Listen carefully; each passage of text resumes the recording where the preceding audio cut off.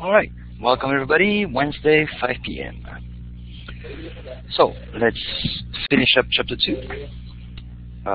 Hopefully you've completed all the 1 to 4 type of problems, but I want to make sure that everybody is okay, so that if you have any difficulties, challenges as you went through those problems, let's make sure we fix everything up. I believe one of you has the mic on. Could you please turn off as we hear some background noise? Thank you. So, any questions on vector? Either based on what we've done last time or based on what you're supposed to complete for today.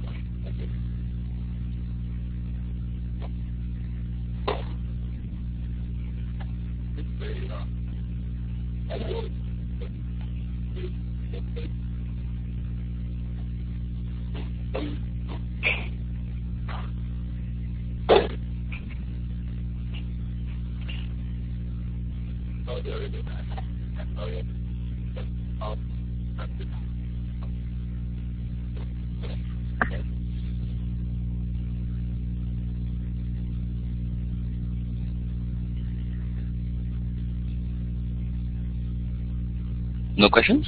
Everything is okay?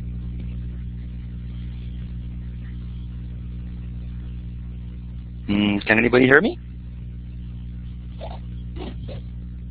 Oh, okay. Okay, so then if no questions, let's move on to kinematics. So I'm going to do the usual, and I'm going to just go over the list of sample problems.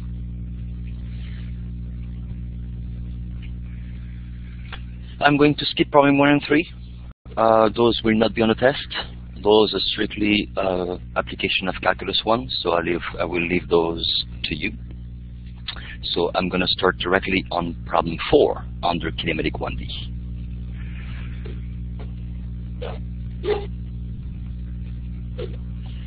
So the problem states that a rock is dropped into the ocean from the top of Molokaʻi's cliff. It starts from rest and falls freely and vertically. We're being asked to calculate its position with respect to the top of the cliff and its velocity at t is equal to 1 second and t is equal to 5 seconds. So before we do this, let's review the theory. Kinematics is based on 2 fundamental principles: velocity, which is defined as dx over dt, and acceleration, which is defined as dv over dt. From those 2 fundamental kinematic definitions, we are able to obtain all the equations of motions that will be useful to work out any problems, as long as the acceleration is going to be constant. So, as I mentioned earlier, starting from now, every time we will work out a problem, I will follow exactly the method that for non-WI, I will strongly suggest you to follow to get partial credits. And for WI, it's going to be the one required for you at every test. So, let's go over the methods. The method for Kinematics1Da. Let's start with the first basic equation that you want to memorize.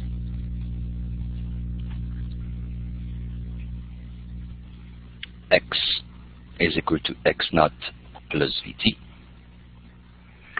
X is equal to x naught plus v naught t plus 1/2 at squared.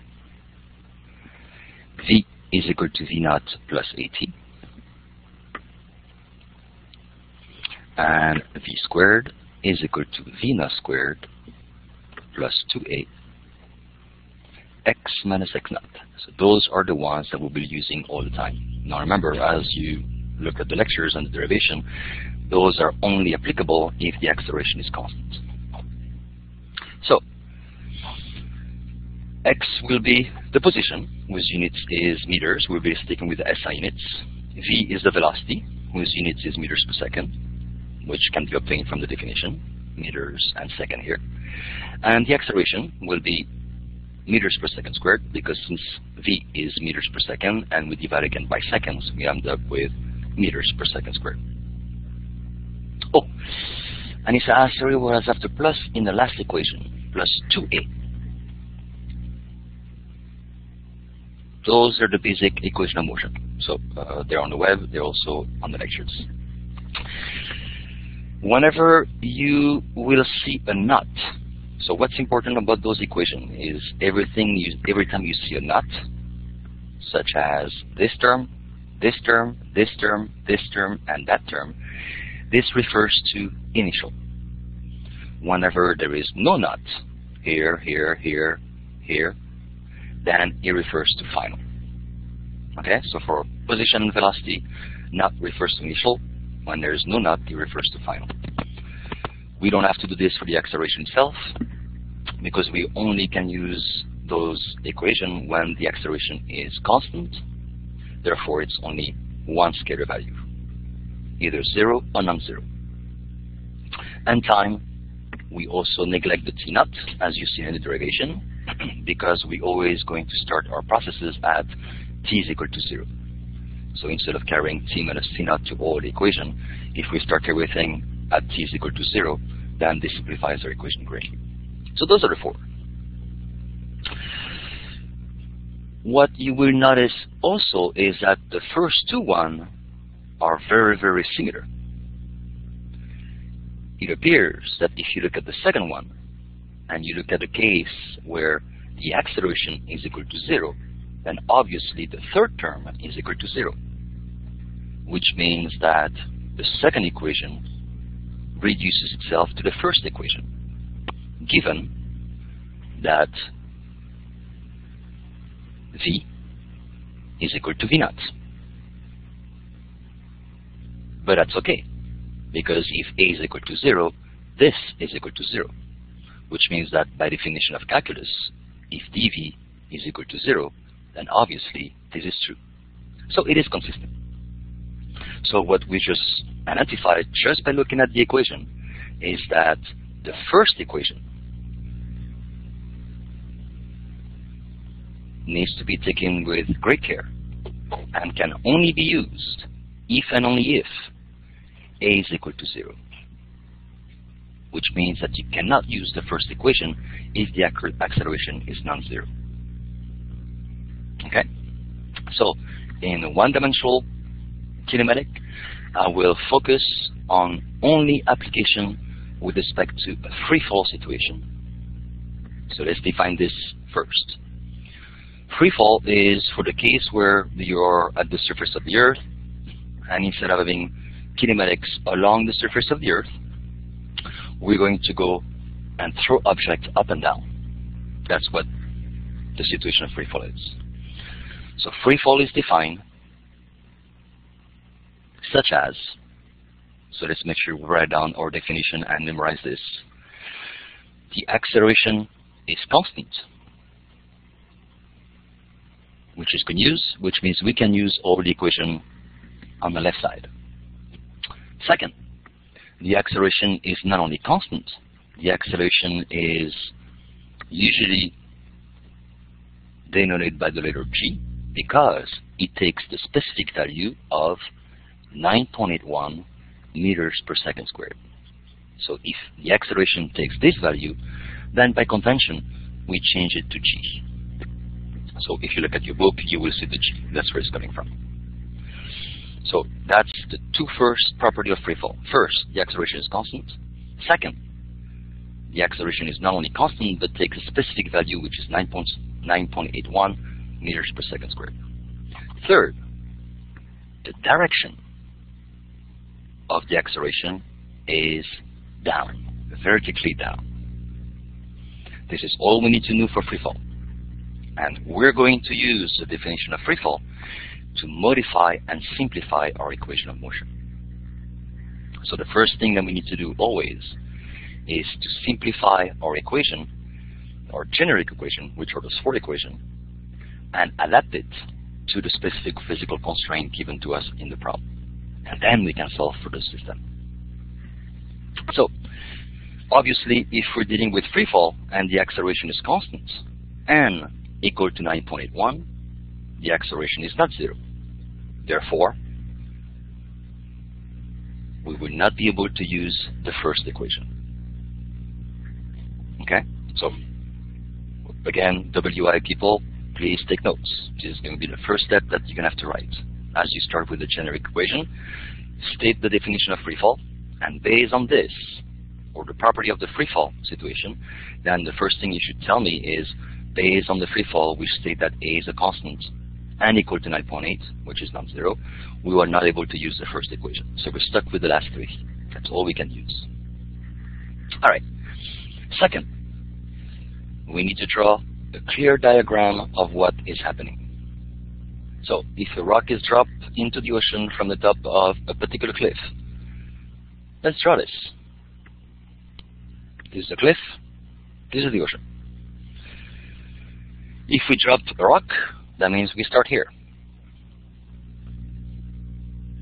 What is the keyword here? Dropped, which is also confirmed in the second sentence by it starts from rest. So start making a little cheat sheet on the side, and remember the consequence of specific keywords. The keyword drop always tells you what with respect to position, velocity, or acceleration. What do you think that means? If you drop an object, yeah, excellent. Its initial velocity is 0. Perfect. So let's try this on the side. Let's make some space.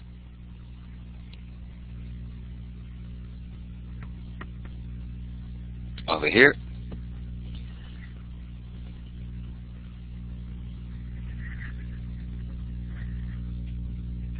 Thank you again, Henry, so I can erase much faster now. So let's put a little area here where we'll write down everything that's given to us. Dropped, which will tell us right away that V0 is equal to 0, the initial velocity. So obviously, our object is going to drop and follow this type of motion, a one-dimensional motion, up and down. In this case, just down. So that's the first step. Draw a diagram and read the problem carefully and extract what is given to us.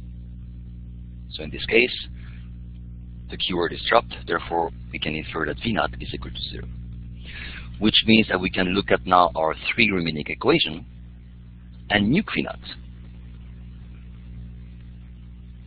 to simplify them greatly. Okay?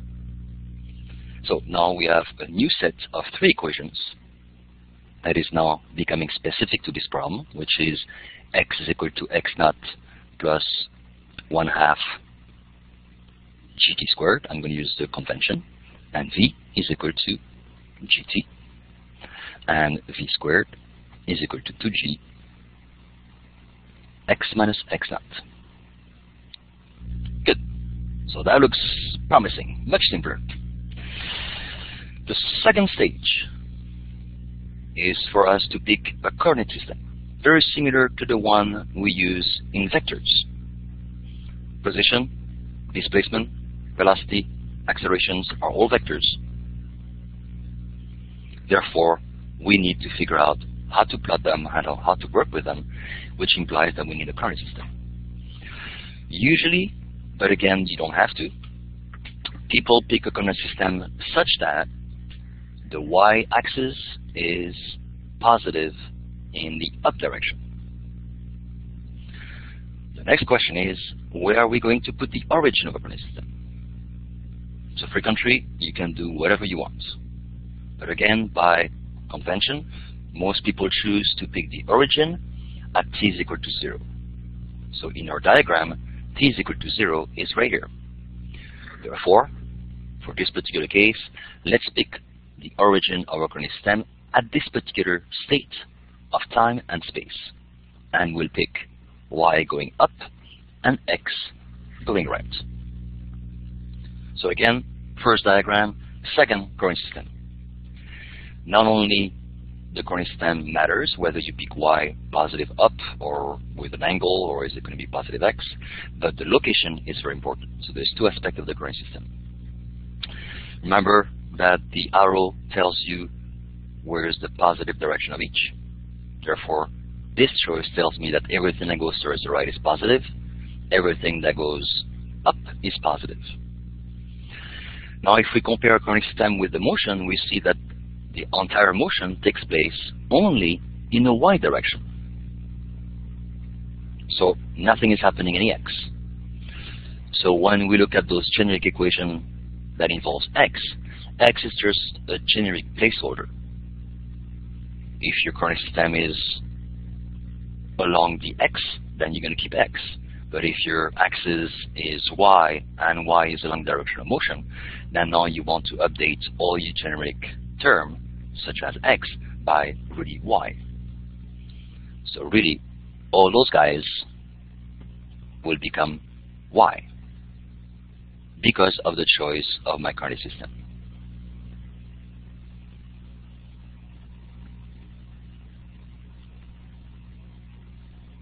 Okay, so again, because I chose y to be along the direction of the physical dynamics or kinematics, what I'm interested in is the position along this axis.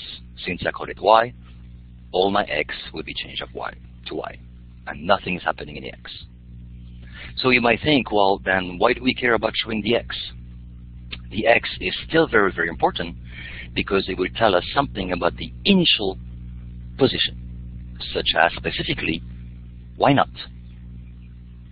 So if we start here at t is equal to 0, this refers to my initial y position.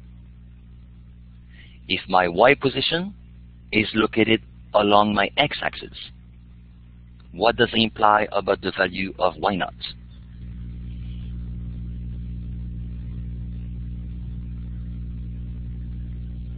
If y naught refers to the initial y position, excellent, 0. Therefore, this x, the choice of this location of this x, tells us right away, this is negligible. We can nuke it. As you can see, if you had chosen a different coordinate system, such as here, you would still change all your x to y, but now your y naught will be here, which is located at this distance above your x-axis. Therefore, the y naught here in your equation will have to be replaced by this distance. Okay? So really, the choice of your coordinate system will dictate how your equation will become, which means that it's essential that we are very clear about which one we pick.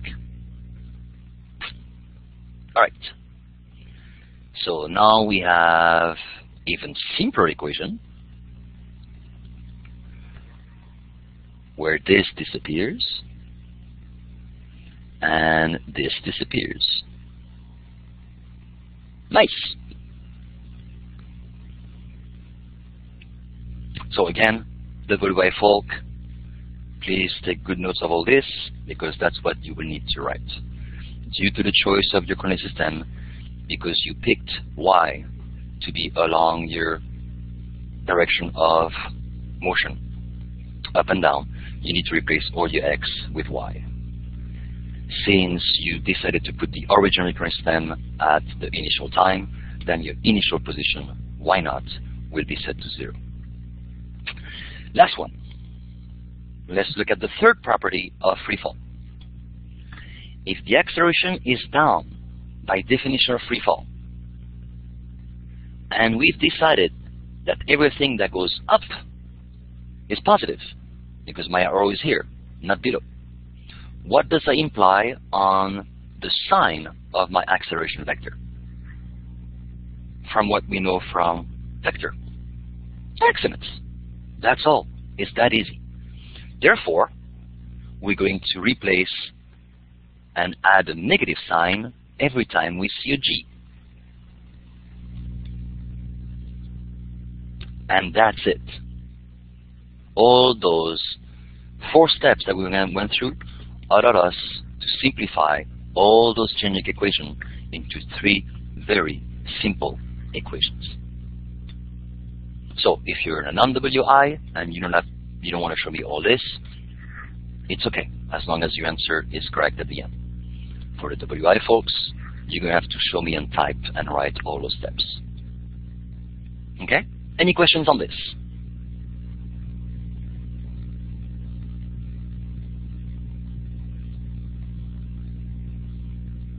So as I mentioned, the origin of your coordinate system will impact the initial position, and your choice of putting y up has an impact on the side of the acceleration.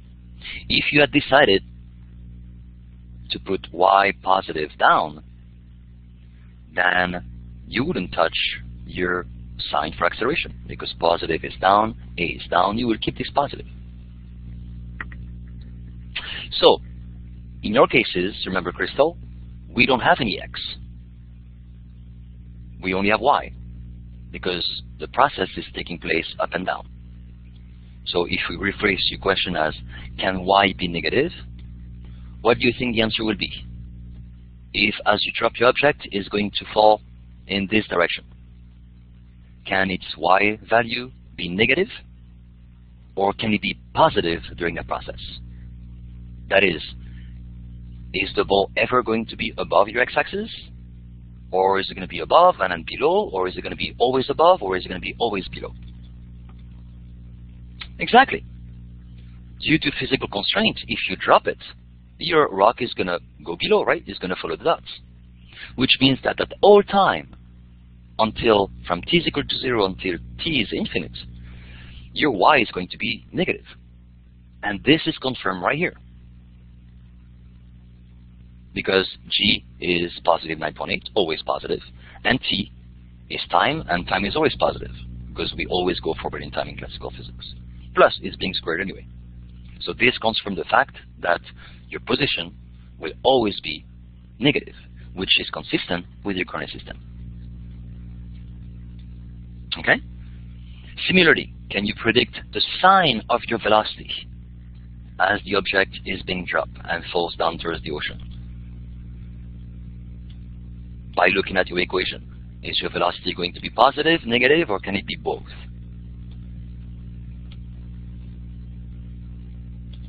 Excellent, negative. From the second equation, gotta be negative. Because again, g is always positive, 9.8, and t is always positive. The third equation gives us an ambiguity, because it's being squared. So as you're going to solve for v, if you want to use the third equation, you're going to have to take the square root of this. But you're going to have to consider the positive and the negative, right? As you take the square root, you have two possible solutions, positive and negative. All you have to do to decide which one you're going to keep is just look at your diagram and the location of the coordinate system. So this equation, if you want to use it, implies that you need to do one more step and look at what you've done here. That's why I require this. While the second equation will give you the correct sign automatically. Okay? So, now that you have your equation, all we have to do is look at what the problem asks and just plug and pray. It's that easy. One thing you should always keep in mind is that when you apply those equations of motion, whether you use the generic one or the specific one, and let's look at the generic one here to express what I want to say. You always apply those equations between two states. Oh, no sound again? Ah, is it back? Oh, okay. Okay, so remember, those equations are always applied between two states, or two times. Oh, okay, got it. Sorry about that.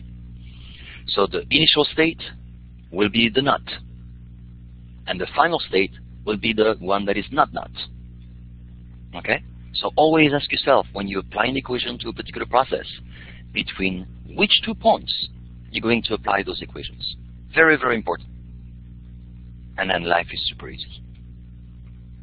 So, now let's read that stupid question. Calculate the position with respect to the top of the cliff. Now that's nice, because they want everything with respect to the top of the cliff, which happens to be where we put our x-axis. So our life is easy. So they want the position at t is equal to 1 and the velocity at t is equal to 1 and 5. So now let's look. They want the position if they want the position, which variable does that refer to? Are we looking for T, Y, G, W, Y? Excellent. Okay. So really, we're after Y, position, given a condition about time.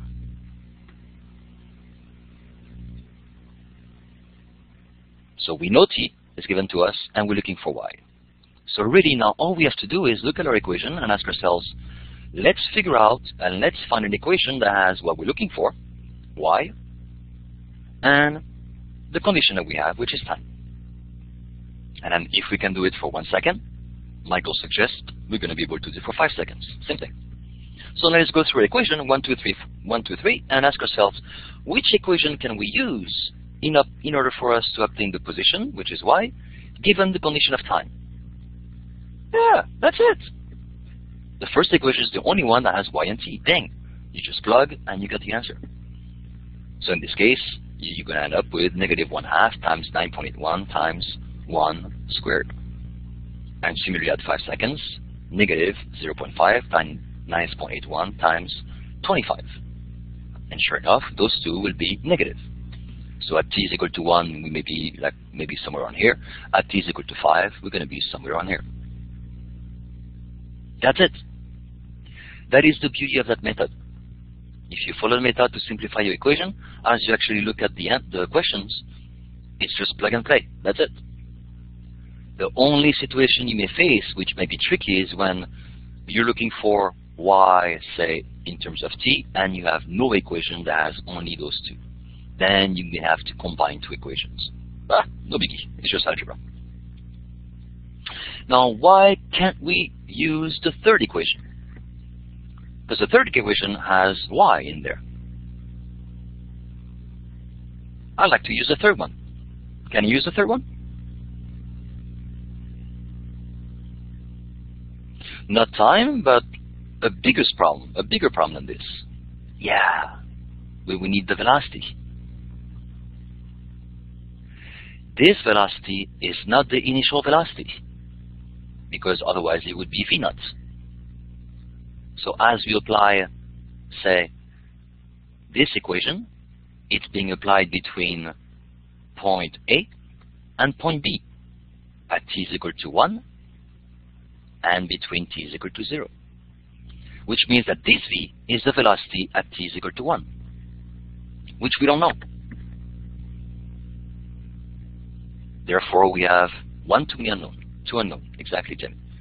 However, we could fix that problem. Absolutely, and that will give us the velocity, Michael.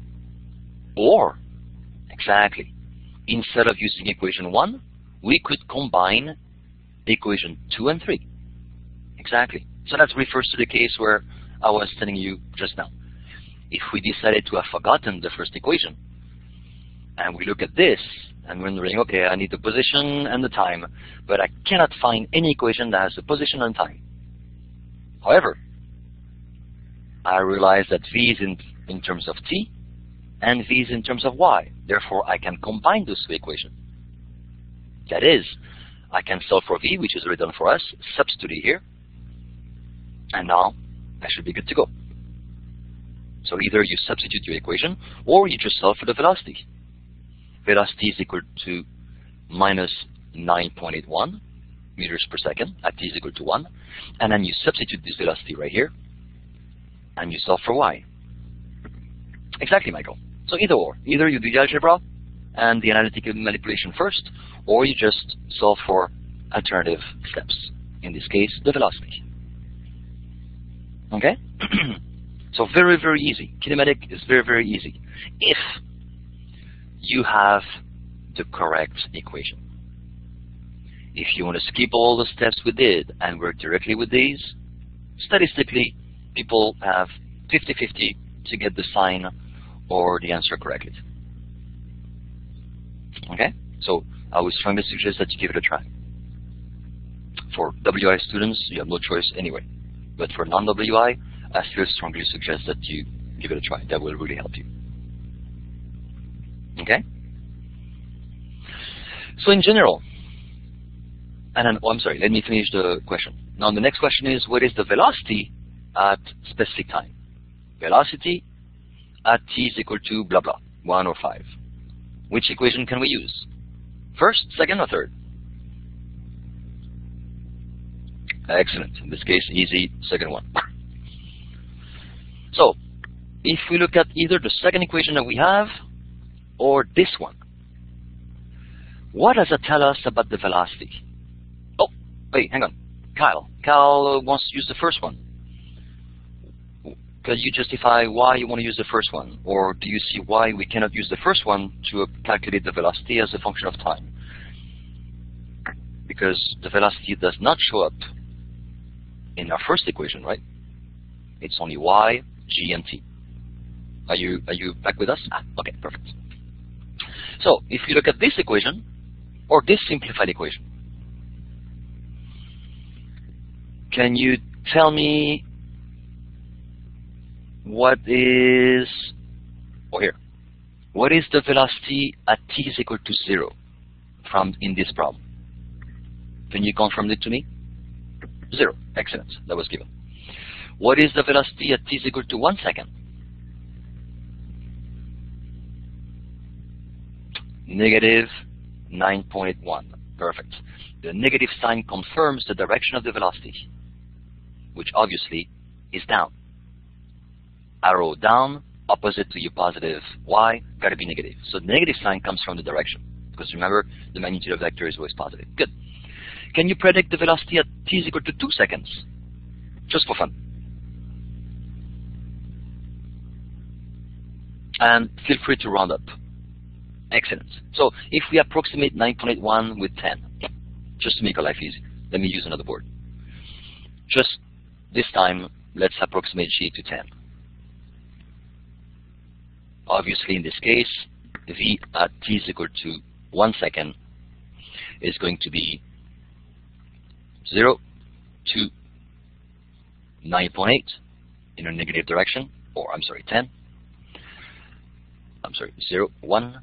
And at 2 seconds is going to be double that. Therefore, at 3 seconds, triple that.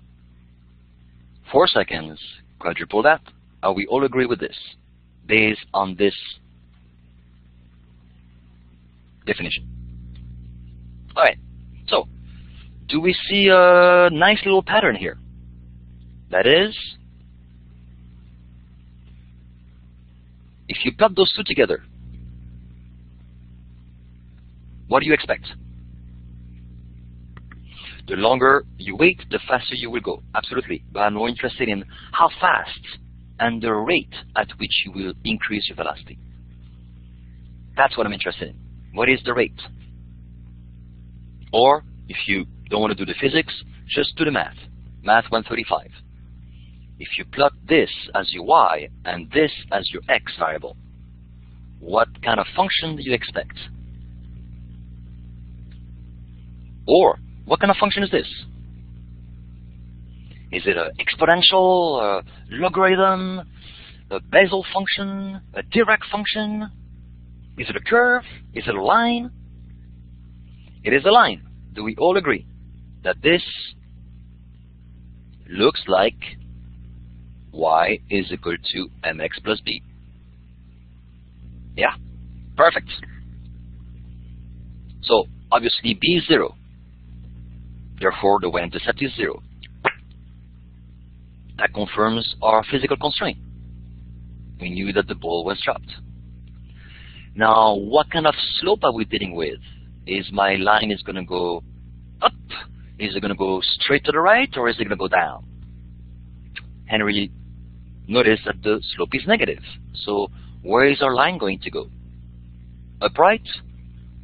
Just right? Or down right? Or, well, we cannot go down left. That means we're going back in time, right? And in classical physics, we have to go forward in time. All right, perfect. And the slope will be negative 9.8.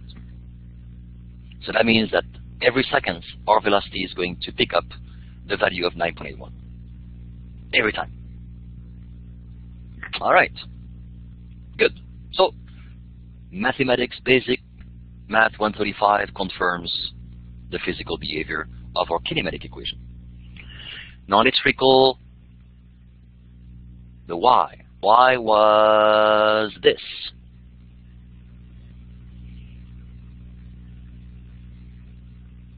So, if now I decide to plot y in my y-axis and t in my x-axis, let's do exactly the same thing. What kind of function is this? Is it still a line? Is it a, I don't know, an exponential? Or an exponential? Or is it a parabola? What is it? Or hyperbola? Or hyperbola? How does it look like? Is it a U? Inverted U? A sided U?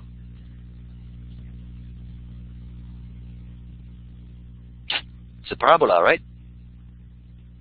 Excellent. Now Eric suggests it's not only a parabola, but it's not going to be a parabola that looks like a U. It's going to be a parabola that looks like an inverted U. Confirmed by Brian. How do you know that? How do you know that it's not a U, but excellent? Because of the negative sign, you know from Math 125, this must look like this. All right. Now, what is the value of our position at t is equal to 0? That is, how are we going to position that stupid U? Is it going to be right here? Is it going to be right there? Excellent. It's going to be at 0.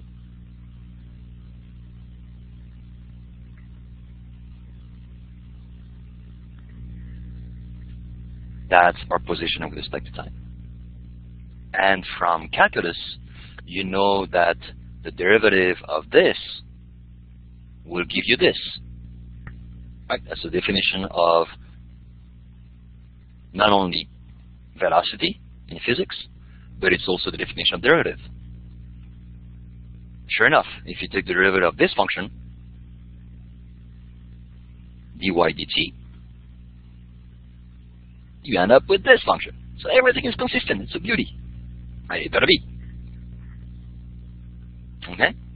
Which means that the slope, yeah, it is cool. I agree. Which means that the slope at any point here will be equal to your velocity. Let's check that out. What is the slope at t is equal to 0? 0. Does that make sense? If the slope equals to the instantaneous velocity and the graph tells us that the slope is equal to 0, it means that the initial velocity is 0. Yeah, that makes sense, because we dropped the object. That means that we cannot plot, say, our function like this, because here the slope is not 0. It has to be 0. That's why the top of the U must be here. And obviously, as we see, then the slope increases negatively, increases negatively, increases negatively. But it's very different from this. At every instant, the position does not double like the velocity does, or triple. Right? At t is equal to 1, the velocity was 10. At t is equal to 2, it was double. At t is equal to 3, it was triple. It was a steady increase because of the line equation. But this is not a line. That tells you that if you want to plot the position with respect to time in one dimension, this is the v. So 1, 2, 3. V has a particular length. At 2, v is going to be twice the length. At t is equal to 3, it's going to be 3 times the length, and so on and so forth, right? So the spacing is, let's say, alpha. This spacing must be 2 alpha. Next spacing is 3 alpha. I'm sorry, the spacing is the same, alpha, alpha, alpha. While in the position, if the spacing is such after 1 second, the spacing will be much different after 2 seconds, and even bigger after 3 seconds. Okay, that's a big difference between a parabola or a polynomial of second degree and a polynomial of 1 degree, line versus parabola. Okay? So make sure you do identify and link the mathematics from Math 130 basic function with what we have in physics. And the beauty of that analogy is because it's based on derivative. You're going to see the exact same relationship with this. So that tells you that if you plot v versus t, the slope of the v versus t will give you the acceleration. Well, let's look at this. What is the slope here? 9.81. Negative. What is the slope here? Same. It's a line. It confirms that A is always negative 9.81. Everything is consistent. Everything works beautifully. It's almost like heaven. Okay? Any questions on this? Easy, huh?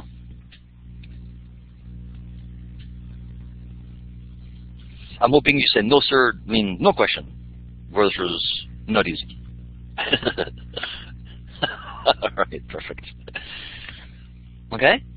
So again, I strongly suggest, even if you don't write it as thoroughly as we do it together in class, in your test, that the non-WI folks at least go through a process in your head. Because usually when I see those equations, I have strong confidence that you are going to work out the problem correctly. So it will help. In general, it does help. And again, for the WI, please take notes, very thorough notes, because you're going to have to write all this stuff. Oh, Justin, could you explain what the power present again? Ah. Yes. V is equal to omega gt. So if this is your y and this is your x, so you plot y versus x. This is the line equation. Slope is 0, y-intercept is 0, slope is negative. You expect something like this. Now for y, it is not a line anymore because t has the power of 2. Therefore, we know it's a parabola. Okay? Plus, we know it's negative. So from basic pre-calculus, we know that if we plot this as our y and this as our x-axis, or independent variable, then we should expect an inverted u. Like that. Okay? So this tells us that if you want to predict the change of velocity as a function of time for a free fall situation, all you need is a line. The rate of change is always going to be the same, and it has to be equal to 9.81 in magnitude. However, the rate of change of position is not going to remains the same. The distance is going to increase as time goes on. For example, if t is equal to 1 here, t is equal to 2 here, t is equal to 3 here, then at t is equal to 1 second, my position is here. Therefore, this is how much I have dropped. Correct? At t is equal to 2 seconds, I'm right here. So I've dropped by this amount. Now look at 3. I'm all the way down to the boonies. I've dropped by this distance. So now look at the change. I've dropped by this amount between 0 and 1 second. This is a little bit bigger between 1 and 2 seconds. And this is going to be even bigger between 2 and 3 seconds. And it's going to keep increasing. While this change is always constant for velocity because it's a stupid line. Does that explain and clarify your question, Justin? Yes. Remember, we always, that's the reason why in our equation we don't have t naughts. This should all have t minus t naught. T minus t naught. The reason why we drop the t naught, the book dropped the t naughts, my lectures dropped the t naughts, is because in classical physics, our situation always goes forward in time. In high energy physics, we can go back in time. So when you get there in 274 or 490, then you're going to have to be careful. In classical physics, we always go forward in time, which means that time is never negative. Hence, when we plot our little sketch, we're never interested at t is equal to 0. Because as soon as we observe a process, we're always going to start a stopwatch when the process starts. So our time that we're going to be able to observe and use is always going to go forward in time and is always going to be negative. Therefore, we need to sketch the left-hand side. Does that make sense? Perfect. Perfect, perfect, perfect. All right. Are we feeling okay? So, again, we obviously spent 45 minutes to do this problem. As you're going to redo something similar or do more problems on your book or on the web, you're going to get faster. So keep practicing those problems like you did in the vector chapter until you can do this in 15 minutes. So let's go to the next one.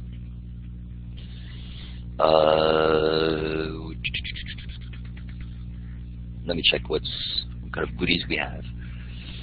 Number 5, what's number 5? All right, let's do number 5. So number 5, again a free fall. Well, it's in the title, so that helps. A rock is thrown vertically upward from the edge. Well, same cliff, same situation.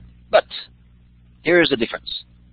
We are at the edge, and what is the difference between the previous problem and this problem? What is the keyword that tells us that something is different? Yeah, not only thrown, but vertically and upward.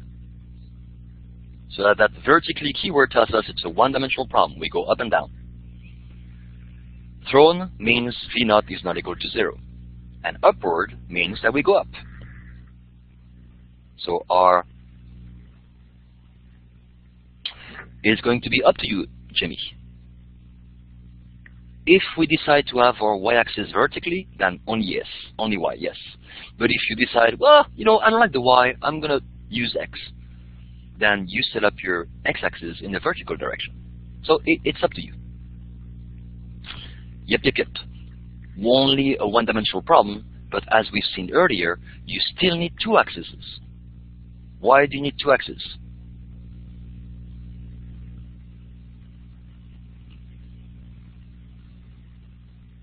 Why did I need this? This told me what about my equations? The location of my x-axis, even though everything takes place in the y direction. Something about simplifying my equations. So one of those variables was affected by my choice of where the x was versus here. Be specific. Which variable was affected in here? Which variable is affected by the axis that we technically don't need? Yeah, the initial position. Excellent. Okay, so when you use a coordinate system, this is useless to you. This is useless to you. This is useless to you. And this is useless to you. This is useless to you. The only one that's useful is 1 plus on each and correct level. And the position of this guy will affect your x0 value. Or you pick this. Doesn't matter. But it has to be orthonormal. You have to show yourself both axes, and you have to be very clear about where this goes. That's why we draw a diagram. Excellent question. I forgot who it was. Scroll back up, Jenny. Okay? So, let's go back. Where am I? Okay. So, obviously, in this case, the keyword saying thrown vertically upward, our rock is going to do something like this. So, first it's going to go up, and then it's going to go down. Okay. It leaves your hand at a point even with the edge. Okay, so it's right here. And at a speed of 25 meters per second. Oh, keyword, speed. What the heck is this? Almost. If it was the same as velocity, then we wouldn't have two different words. Almost. In this case, it is related to V naught indeed, because it's related to velocity at initial time. But by definition, what is the difference by definition between velocity and speed? It has to do with vector and just definition. Excellent. The speed is just the magnitude of the velocity. The velocity is a vector, therefore it has two properties, direction and magnitude. Speed is just a stupid scalar. It represents only the magnitude. Excellent. That's why it was good that we're being told upward. The upward tells us the direction of V naught. 25 tells us its magnitude. Okay?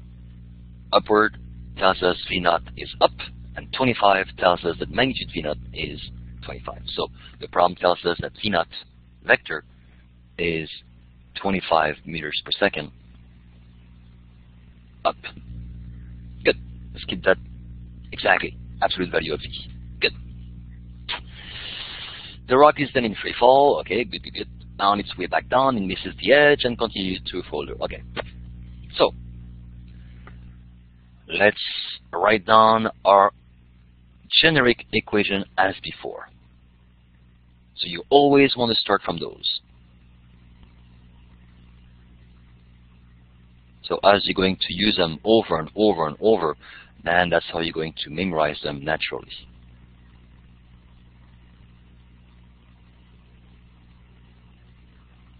Well, what am I doing? Obviously, I haven't practiced enough.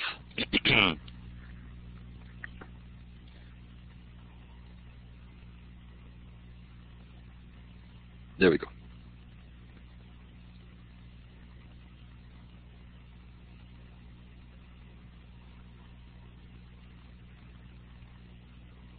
Okay. So, let's change the order to spice things up. First, which current stem would you like to pick? And second, where would you like to put the origin?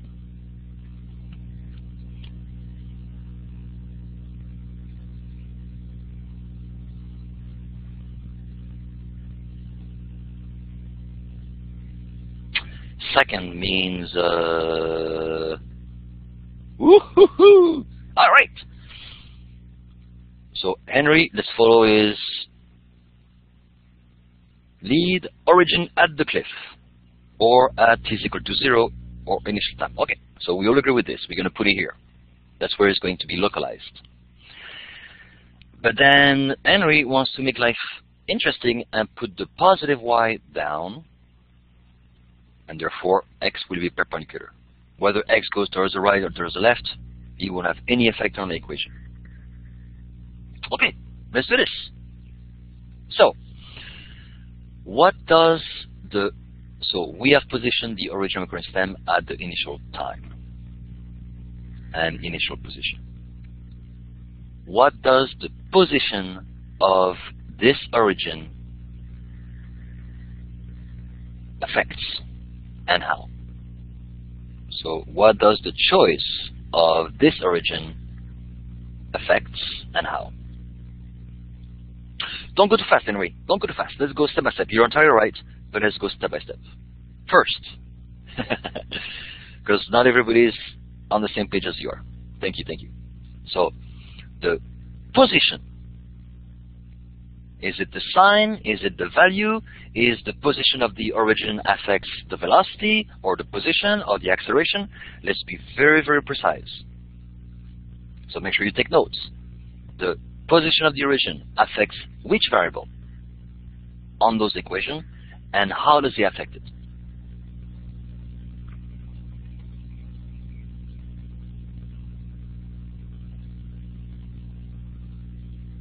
Almost. Let me give you an example. New page. I have a point here. I have decided to put my origin here, and now I can measure its position. Versus, I'm going to change the location of my origin here. If I move my current stem from the green to the blue, what is affected with respect to this point? Is it its velocity, its position, its acceleration, The cut of his underwear? What? It's not a tricky question. You know the answer. Very simple. Position. Right? In this case, the position is 3x and 3y. 3 and 3. But in this one, it's 1, 2, 3, 4, 5, 6, 7, 8. And the y is blah, blah, blah, blah. So obviously, by moving the origin, you move your axis. Therefore, you move your datum, you move your reference frame. You move the reference from which you measure positions. Are we all agree with this? The coordinate system is used to measure position first. All right. So the location of this coordinate system affects which variable?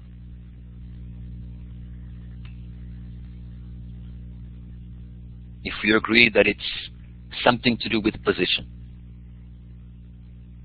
The fact that we decided to put the origin at this particular position and at this particular time.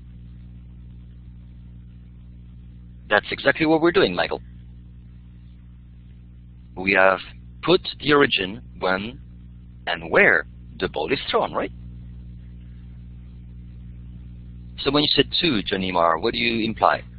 We all agree that the location implies and has a consequence on the position. Which variable deals with position? Is it x? Is it v? Is it a? Is it t? X. Okay. Now, is it all the x's? X and x naught? Is the origin will affect my x? Or is it going to affect my x naught? Go back to what we've done 10 minutes ago. Or go back to your notes, because you've taken notes, right? Make sure you do take notes. Yeah, excellent. E affects x naught, the initial position. Write that down. The location of the origin of your coordinate system has always an effect only on the initial position. In our case, x naught. The location of your coordinate system only affects your initial position. That's all it does. Okay?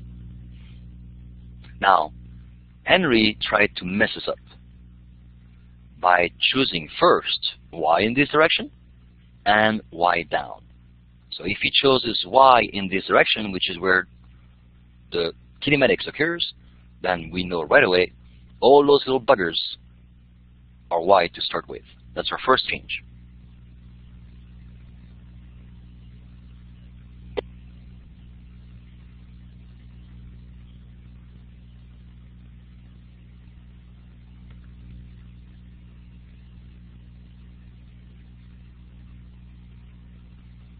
Okay?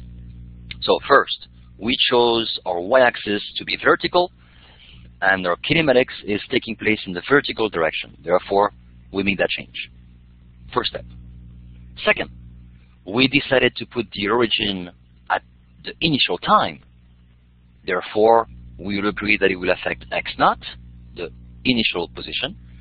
Since now we're dealing with y naught, how is y naught going to be affected? Is y naught is going to have a particular value, and if so, which one?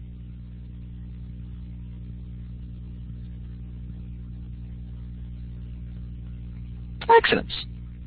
So second step, the location of origin allows us to nuke all the y naughts. Whoops. Nice.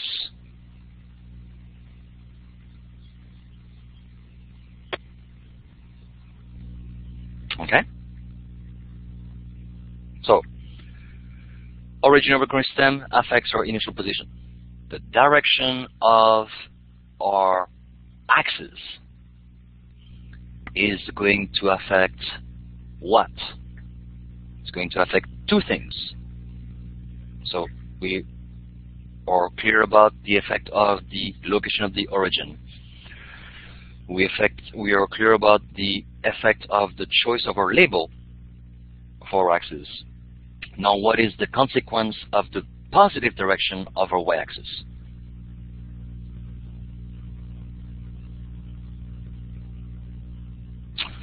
I agree. This will cause our position y to become positive at some point. Not always, though.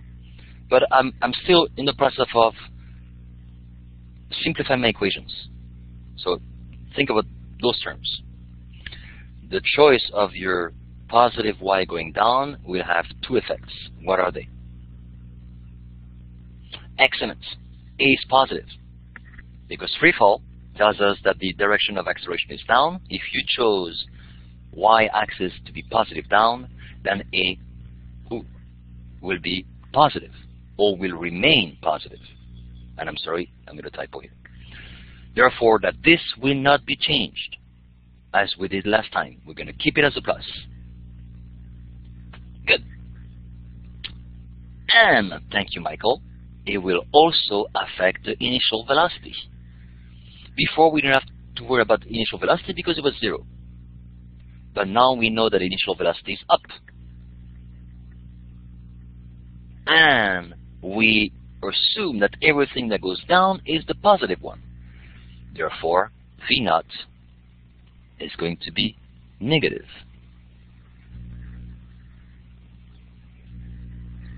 Okay? Next, what does free fall tell us?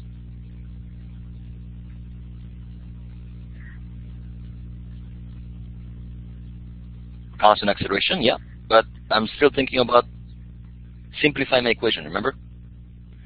Excellent. A can be replaced by G, and then one more thing. It is going to be equal to positive 9.8, absolutely. One more thing.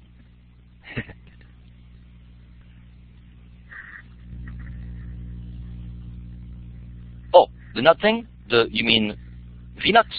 Well, look at V naught. Its direction is up, right? Look at your y. Positive is down. So by property of a vector, we need to change the sign of V naught. That's what we did. Does it make sense, Eric? Perfect. Yes! Thank you, Tyson. Free fall.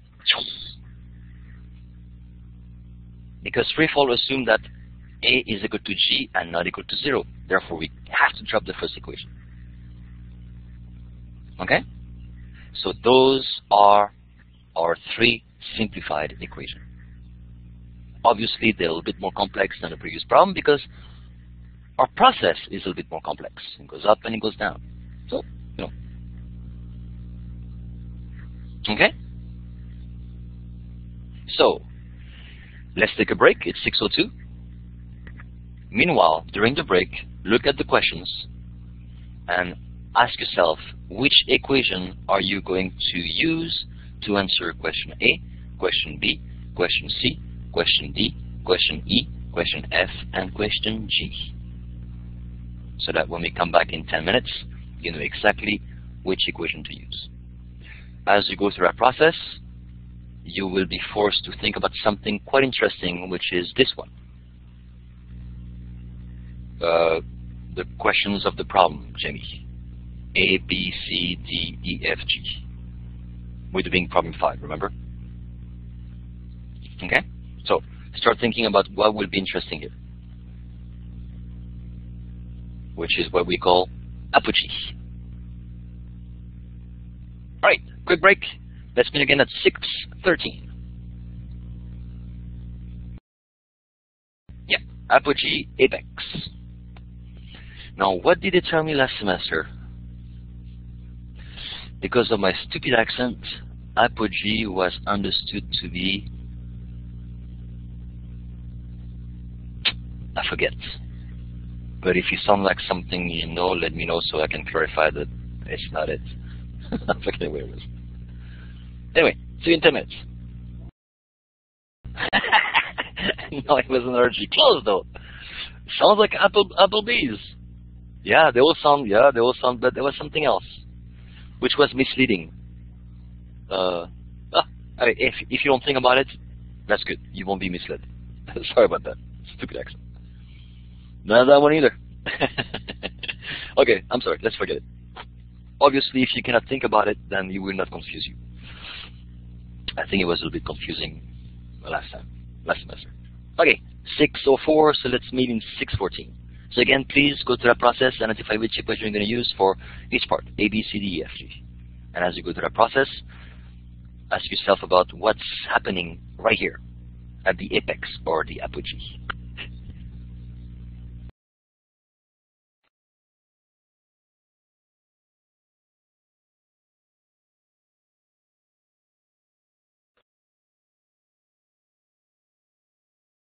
All right, so let's keep going. First question, calculate the position at t is equal to 2 seconds. Which equation are we going to be able to use to answer part A?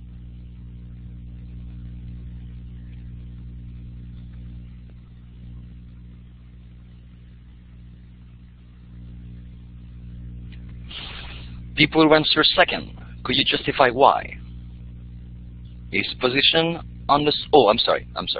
Maybe let's clarify this. 1, 2, 3. Because we scratched the top one. But, sorry. Okay, that's what I was thinking. Good. First one, right? Perfect. Now, since we already put this negative sign on V0, we just plug the absolute value. So it would be y, is equal to negative 25 times 1 plus 9.81 times 1 squared. All right. Is this going to be positive or negative?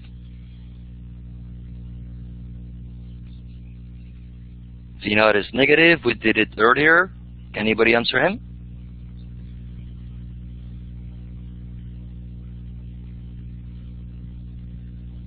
Yeah, we put the negative sign here earlier. Remember why? Because this is the direction of V0. This is the direction of a positive, down. So again, please guys, take notes. No. Excellent question. He allows us to review. Good. So as you plug numbers, we see that y will be negative in this case. Does that make sense?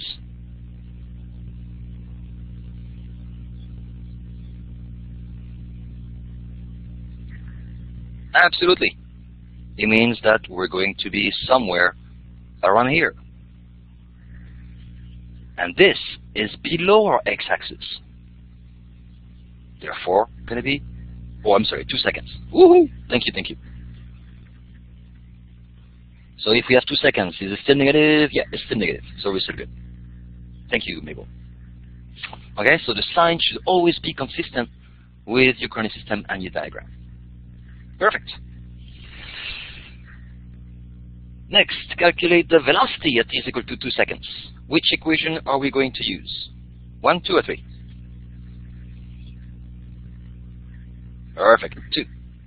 For velocity will be, again, negative 2.5 plus 9.81 times 2. Is this value going to be positive or negative?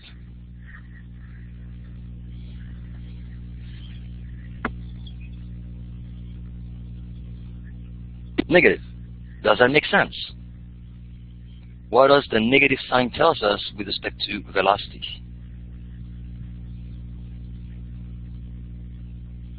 Excellent. Direction. The velocity is going up. Since we decided, due to Henry, that everything that goes on is positive, then this is going to be negative. Confirmed right here. Thank you, Henry. You had a little bit of space. Good. Obviously, if we know how to do A, we know how to do B. Next one. Calculate the velocity of the rock when it's located at 15 meters above the cliff's edge. So we're looking for velocity in terms of a position now. Which equation? First, which equation? 1, 2, or 3?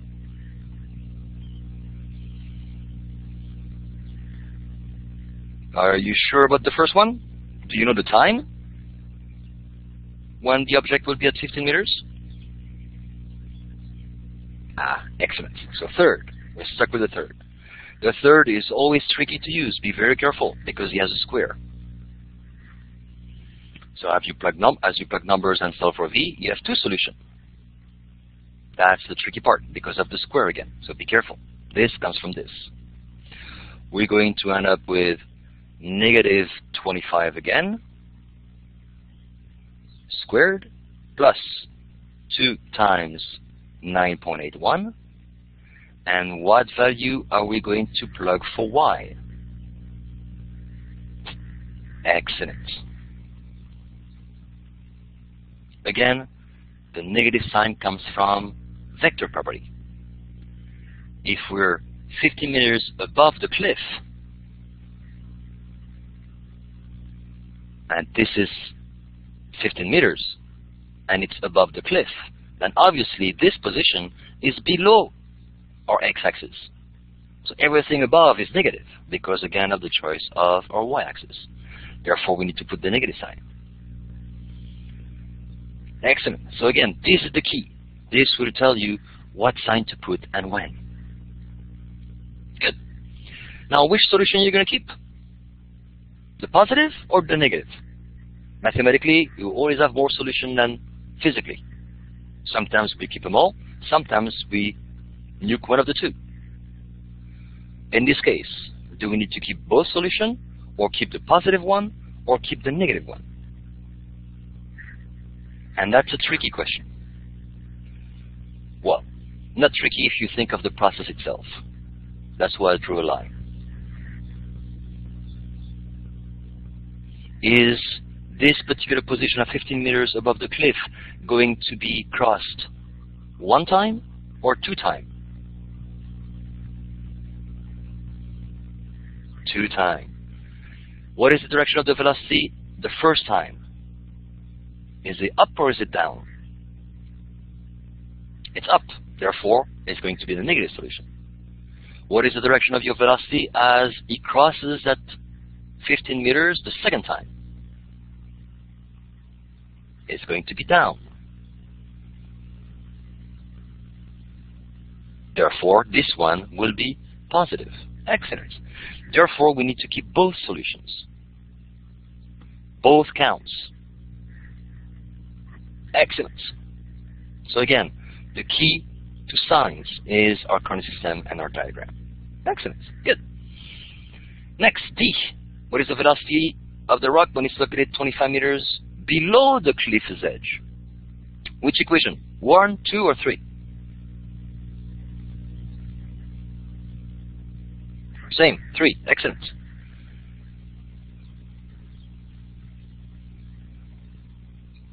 Now, what are we going to put for y?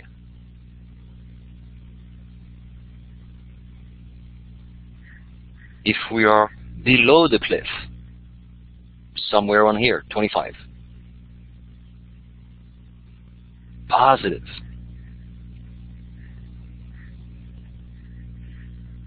Why positive, Mabel?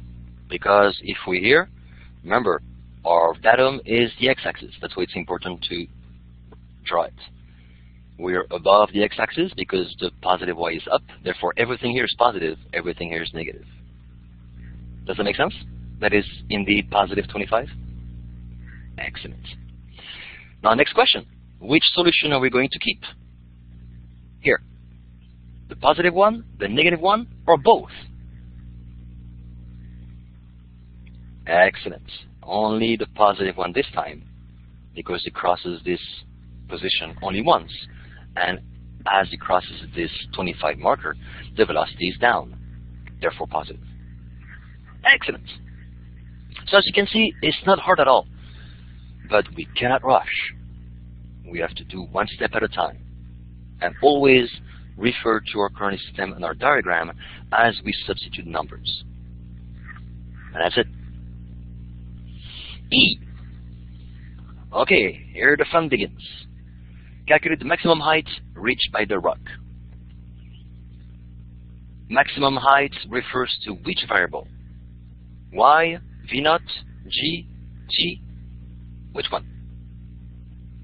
Y. Excellent. Therefore, we can only use equation 1 or equation 3, because those are only one who has a Y. The problem is, we need to do something else. If we use the first equation, we need to know the time it takes to reach apogee from the edge of the cliff. And if we use equation 3, then we need to know the velocity at the maximum height. So which one do we know and which one are we going to use? In other words, what does maximum height tells us? Maximum height is our apogee, right? What is specific at apogee? Excellent. Make sure you write that down. Keyword apogee means that the velocity in that dimension is 0. For our case, Vy is equal to 0. Therefore, this V is 0. That's our condition. Therefore, now we can use equation 3, and we have 0 is equal to negative V naught squared plus 2Gy. Okay? Again, please make sure you write your math correctly. Don't forget the parentheses. Otherwise, your answer will be wrong. As you saw for y, you end up with negative V naught squared divided by 2G. Is everybody okay with the algebra? Be careful. Writing your mathematics correctly is very, very important. Being sloppy when you write your mathematics often leads to mistakes. Therefore, y is going to be negative. And it has to be, because we're here. We're in this range, below the x-axis, so it got to be negative. We cannot have a positive answer. Okay? Next, calculate the time it takes to reach that stupid bugger, which is the maximum height. Now we have choices. Which equation are you going to use?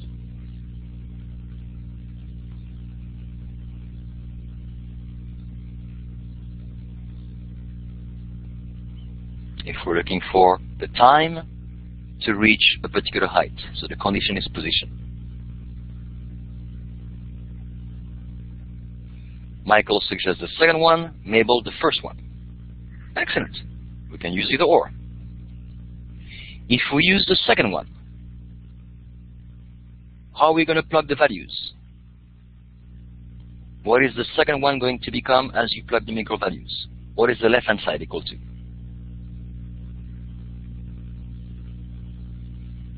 Yeah, we use the same condition. Apogee, velocity is 0, therefore we have 0 is equal to negative V naught plus GT. As you solve for this, V is equal to V naught over G. Gotta be positive. If you end up with negative time, you know something is wrong. The only time you can end up with a negative time is if you solve a polynomial. One of them may be positive, the other one negative, and you only keep the positive one. Excellent. That's going in seconds. Second option, Mabel suggests, well, I want to use the first one. You can.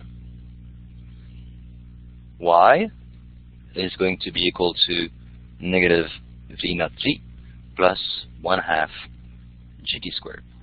Are you going to substitute value over here?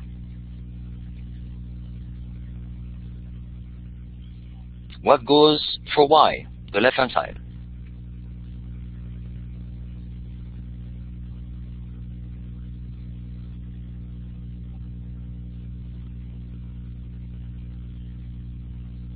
Excellent. The result of part E. So, this suggests that if we use equation y, we have to rely on the accuracy of the answer of the previous question. Hence, equation number 2 is safer. Plus, it's faster. So that if you goof on part E, if you use equation 2, you won't goof on part F. But if you use equation 1, then you're going to goof again. Excellent. So this will become negative V naught squared over 2G.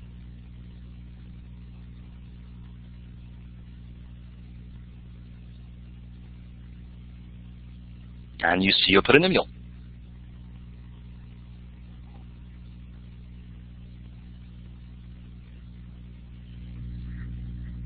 Do you remember how to solve a polynomial? How to calculate the roots?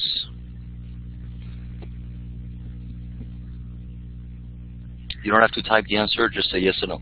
If it's no, you have to review your Math 103 or high school algebra. If yes, you're good to go. Is everybody okay on how to solve this? Excellent. ax2 plus bx plus c will give you minus b plus the minus square root of b squared minus 4ac, everything divided by 2a. Good. Now, as you saw for this, you have two possible scenarios. You either are going to obtain two solutions or one solution.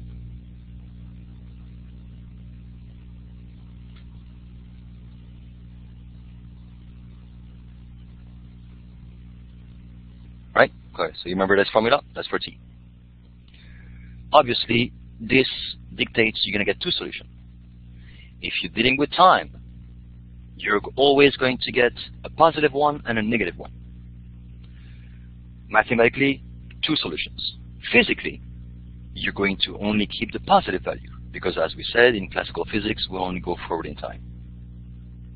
However, it might be a case where this will give you only one value. By looking at this functional form, how is that possible? Which term needs to be 0 for t to be unique?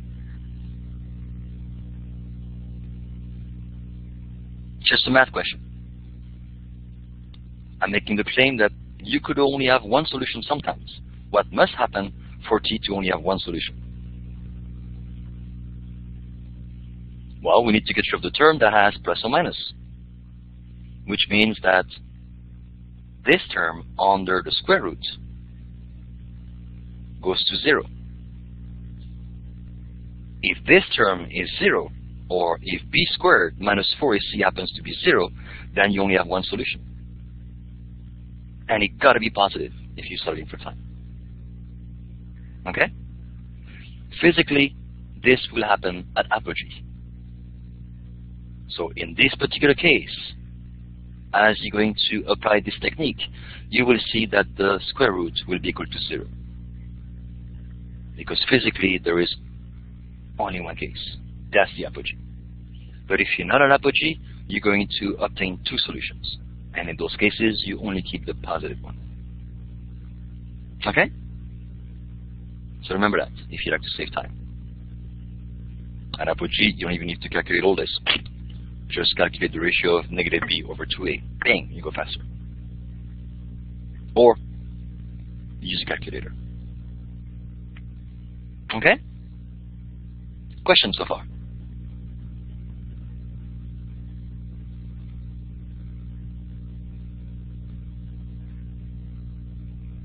Oh, did I start the recording?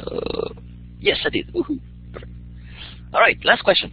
Calculate the acceleration when the rock reaches its maximum height. And this is a trick question, unless you know your definition from your notes. Excellent. Thank you, Henry. Negative 9.81 meters per second squared, and its direction is down.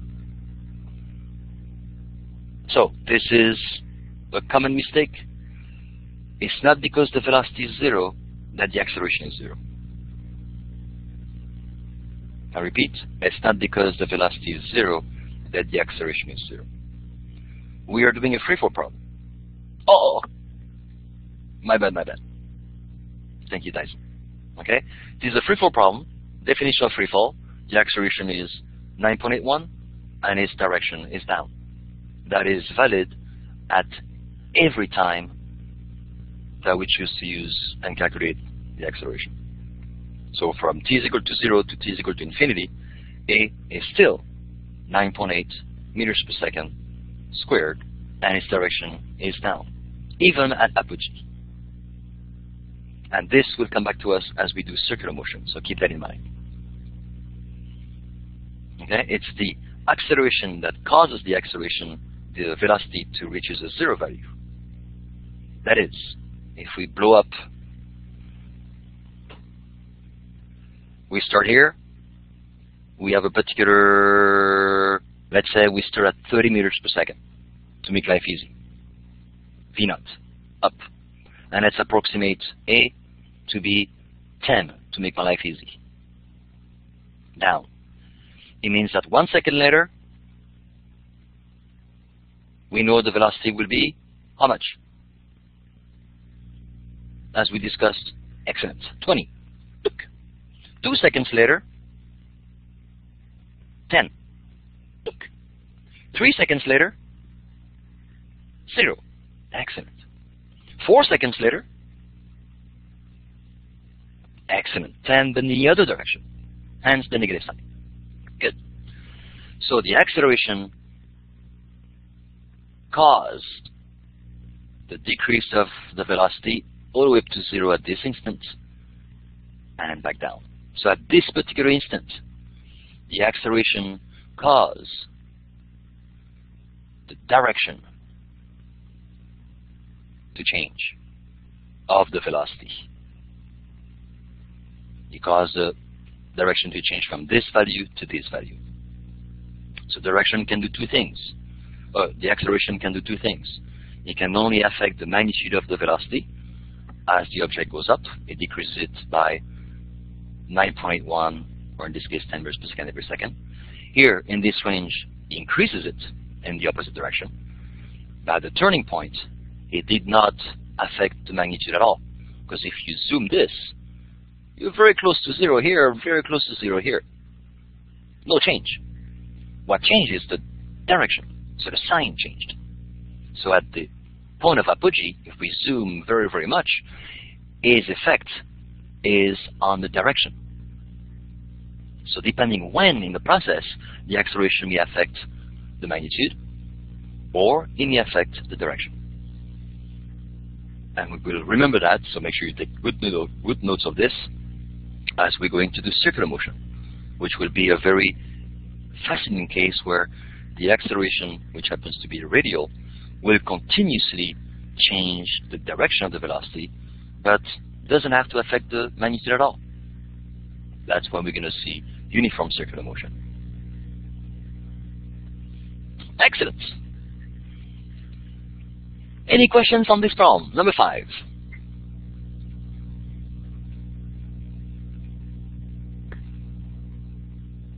Exactly. As in orbit. If we assume a circular orbit, which is good for most case scenario. If you assume a elliptical one, then we have something a little bit different.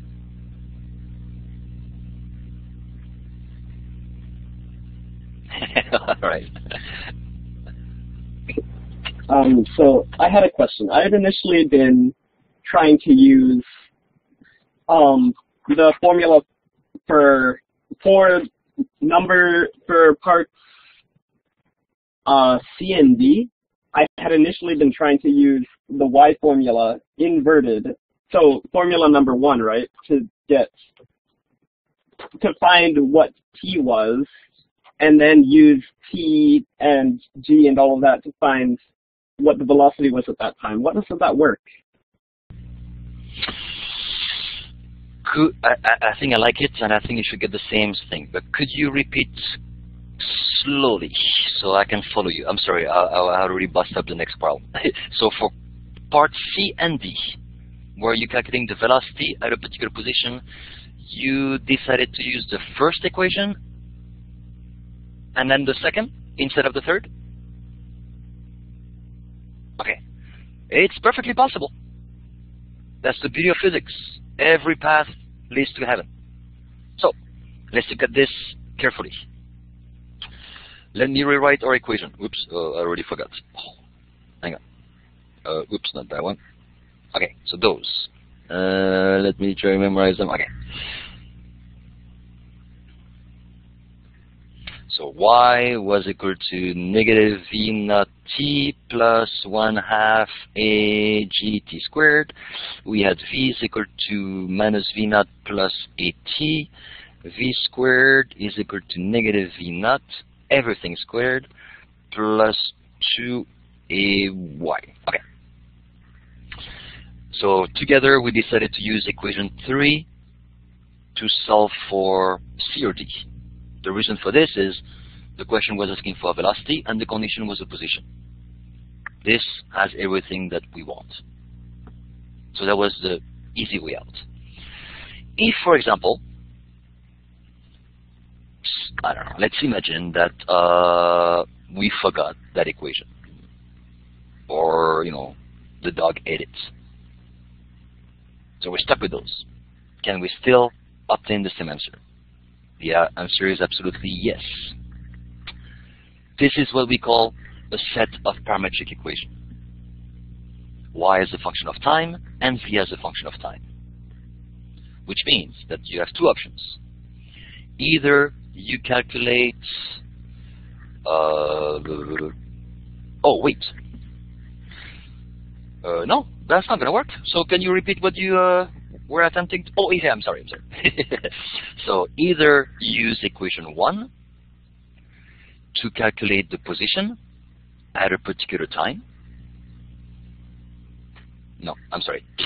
Either use equation 1 to calculate the time from a given position, and then you substitute that time into equation 2 to get the velocity. Is that what you were doing, Henry? Excellent. Yes, yes, yes. So it's a two-step process. So this happens, and this will happen in 2D. So it's very good that you do it as a backup. Because in 2D, we're going to see a situation where you're going to have your set of simplified equation. You're going to look at the question, and you're going to realize, I'm looking for this given that condition, but I don't find any equation that has those two variables. There's always going to be a third one. That's the case where you're going to have to realize, okay, I need to combine two equations. That's the case. So in this case, we're looking for V in terms of Y, but there is no equation that has only V and Y. However, there is an equation that has V and T, and another one that has Y and T. Yeah, he's going to be the middleman. So let's solve for it in one equation, substitute it in the other. Absolutely. Excellent, Harry. So here you have two options. Either you do numerical approach, which means that you plug numbers in this equation, get the quadratic, get two values of t, one negative, one positive. You're going to keep the positive and substitute t here and get v. Or, if you're not stuck with the quadratic, you can do it analytically. Solve for one variable from one equation, substitute analytically into the other, and usually what will happen is you will derive the third equation that we will also be able to use. Beauty. In this case, it ain't going to happen because you have a stupid quadratic. So it's going to get a little nastier. But in theory, it should work too. It's just going to be a sign issue and a little mess. So thank you, Henry. Excellent, because this will come back to us in 2D, where we are not going to be able to identify an equation that only has those two, one variable, one parameter. We're going to have to combine two equations. And usually, it's always time. Excellent. No, thank you. Thank you, thank you. Any other questions?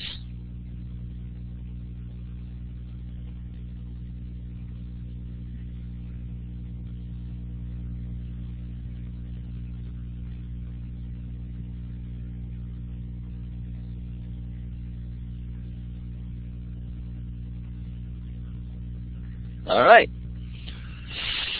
What else do we have? 6.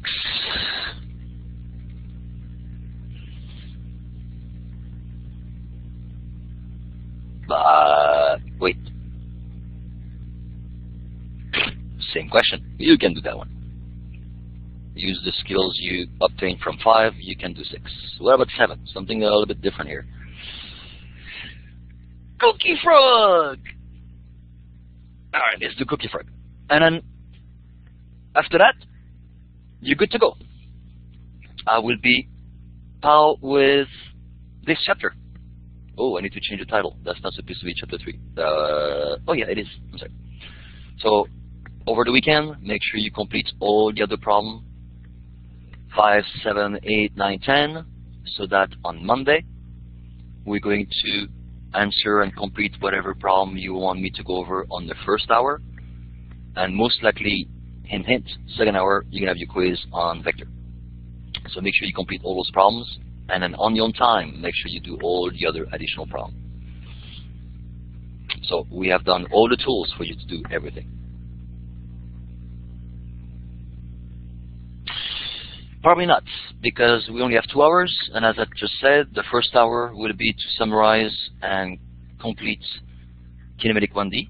If as you work out all those problems you realize, oops, there's one that I still have questions about, so we'll finalize this in the first hour. And the second hour will be your first quiz, which for the first time this semester I announce. Later on I will not. Okay? Because remember we decided not to have a quiz this week.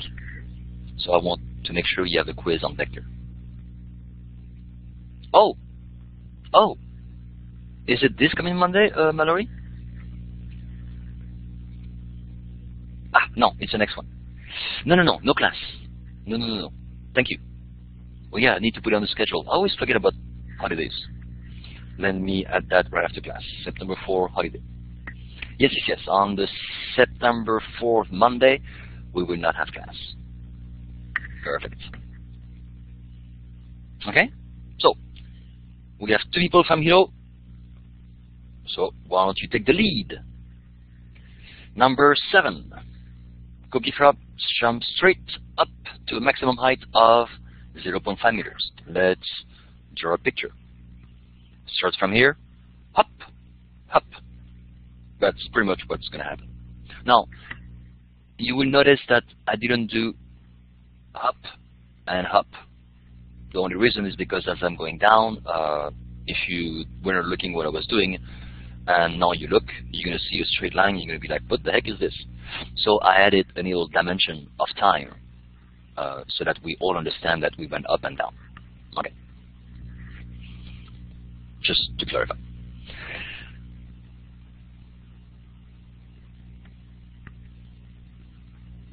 So that's what's happening. Let's write down our equation. Always start from those. X is equal to x naught plus Vt. X is equal to x naught plus V naught t plus 1/2 AT squared. Next, V is equal to V naught plus AT. V squared is equal to V naught squared plus 2ax minus x naught. Alright, so first of all, this is a free-form problem, therefore, which equation can go away? Excellent. So again, WI folks, I want you to state this is a free-form problem, therefore acceleration is 9.81 meters per second squared, therefore non-zero, hence we cannot use the first equation. Bing. Second, let's pick a coordinate system. Where do you want it and how? You want to use positive x up, positive x down, positive y up, positive y down, positive x left, what? And where do you want to put and locate the origin? I will take the first, okay, Cal suggests y up. Therefore, let's pick positive x right. Excellent. And now, where would you like to put the origin?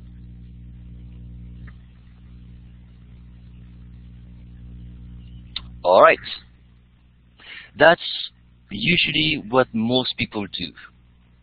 They pick the origin at the initial time. Why? Because what does the origin location at t is equal to 0 will allow you to do? Next step, the position of your original coordinate system is located at t is equal to 0, and initial space implies which factor is going to be affected and how? Yeah! The initial position is nuked. Perfect. Then let's look at the label. Y is the one along the vertical, which is where our kinematic takes place. Therefore, the choice of our label for Y dictates what on our equation?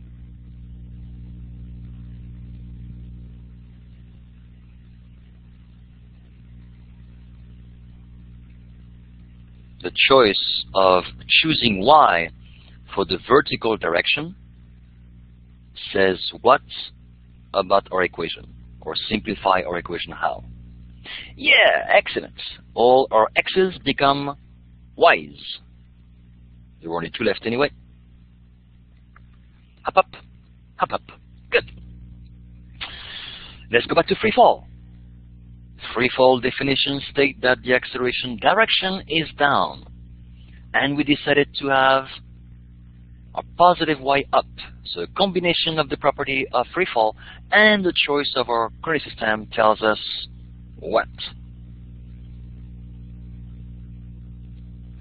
First, A or G's, that's with respect to convention, but the fact that the acceleration is down and we decided to have positive y up has also another consequence, which is excellent, that we need to change all the signs of our acceleration vector. Excellent. Perfect.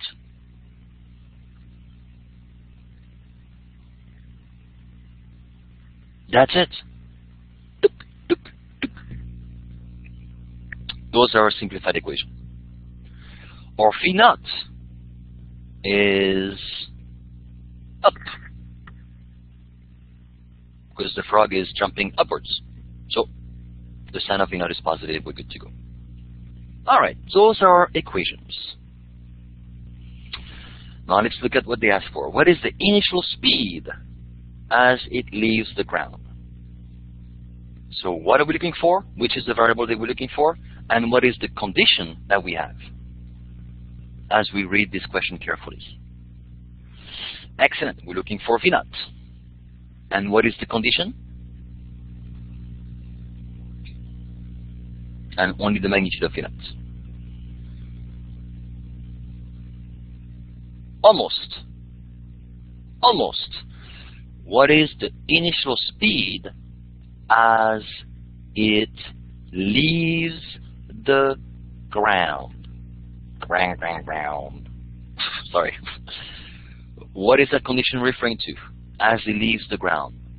Does it have something to do with acceleration, time, position, velocity? Remember, we have to find an equation that has what we're looking for and one condition. What is the condition? Yeah! Y is equal to 0. That's our condition. Always do this before you start playing with those stupid equations. You need to be very clear. What is it you're looking for? In this case, the speed, therefore the magnitude of V naught. And where? When? What is that condition? Perfect. So, we're looking for V naught if Y is equal to 0. What equation are we going to be able to use?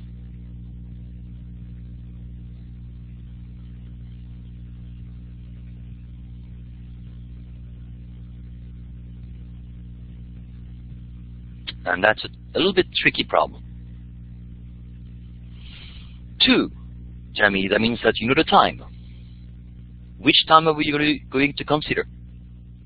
And you know the velocity. Which velocity are you going to consider? So remember, keep in mind, you always apply those equations between 2 points. You always apply those equations between 2 points. So you need to be very confident about which are those 2 points. If you do not know, don't do anything. Don't start.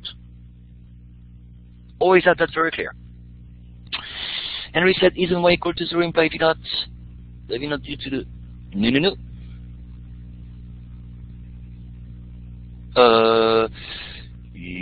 No. You're talking about y naught. Y here is not equal to 0. Is not equal to 0. Not equal to 0. Not equal to 0. Not equal to 0. Not equal to 0.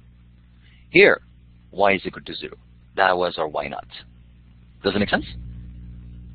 Excellent. Okay, so again, remember, you always need to apply those equations between 2 points. An initial one and a final one. That being said, now you need to decide what are those 2 points. And you always need to be very clear. So I hope this helped. Which 2 points are you going to use and which equation are you going to use? So Michael suggested the third one.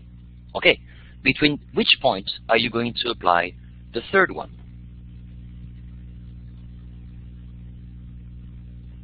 Yep. You're both on the right track. But please confirm to everybody Which 2 points are you going to use? Excellent, excellent. If we use equation 3 and we decide to consider point 1 and point 2, then the not refers to 1, and the not, oh yeah, well, that's unfortunate. The variable that do not have a not refer to the other point. Does that make sense?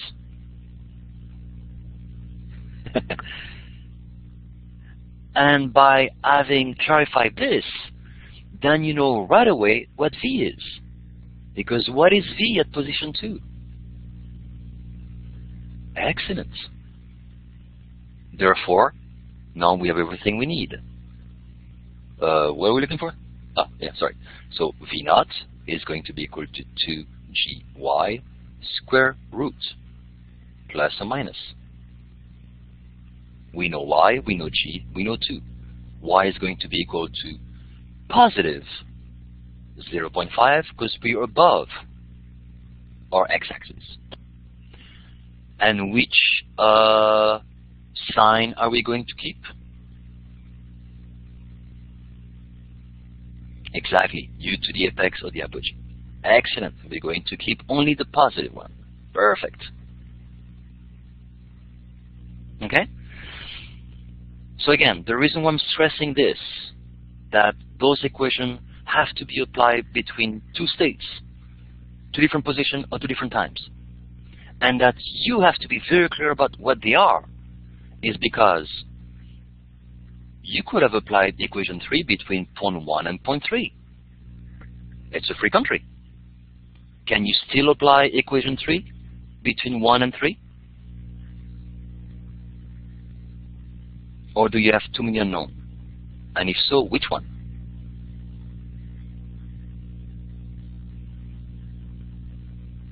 What is the value for y that you're going to plug if you apply this equation between 1 and 3?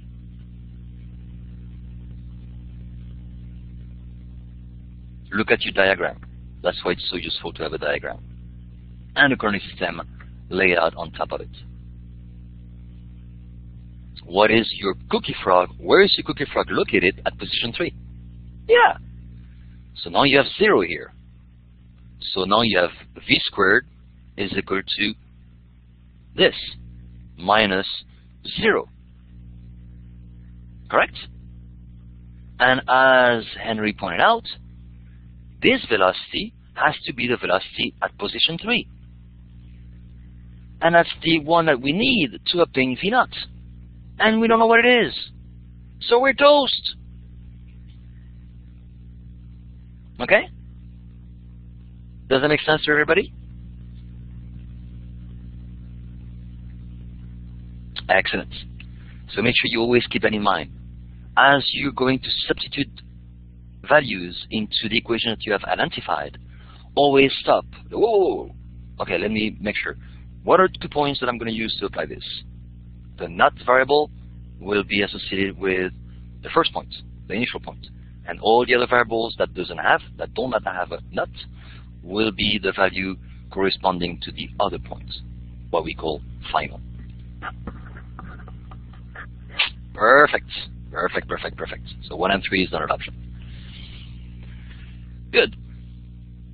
For the last one, how long is the frog going to take to go from 1 to 3? How are we going to solve for this? Ooh, how do you get that? Which equation? But if you use the third equation, you still have to figure out, oh. But how do you use the third function if there is no time?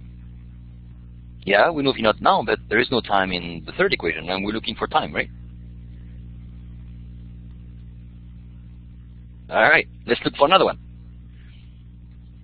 V naught is 9.8. Oh, we end up being 9.8? Oh, yeah. You mean square root of 9.8. Michael. Yeah, about 3. Yeah, perfect. So, how are we going to get the time? Nah, no worries. Which equation has time?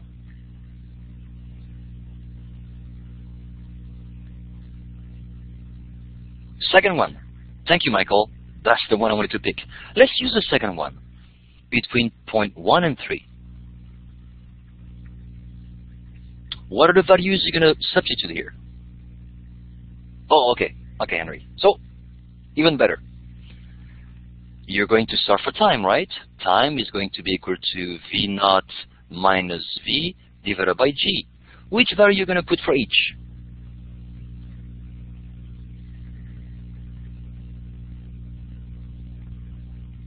If you agree that the V naught was 3.13.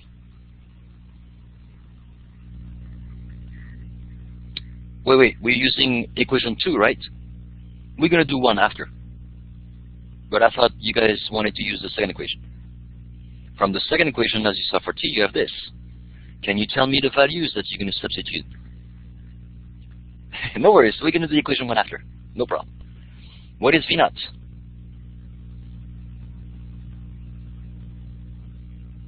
I know, there's a little trick here. 3.13. Okay. What are you going to use for V?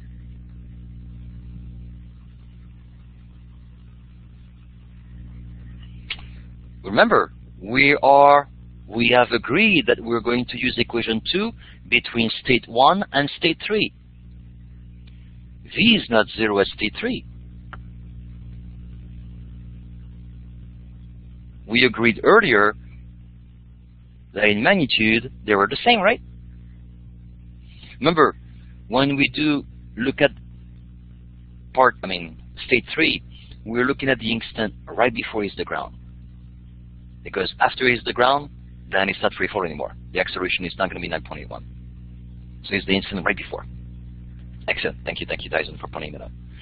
So do we all agree that V naught is negative 3.13 and not positive? That's the common mistake.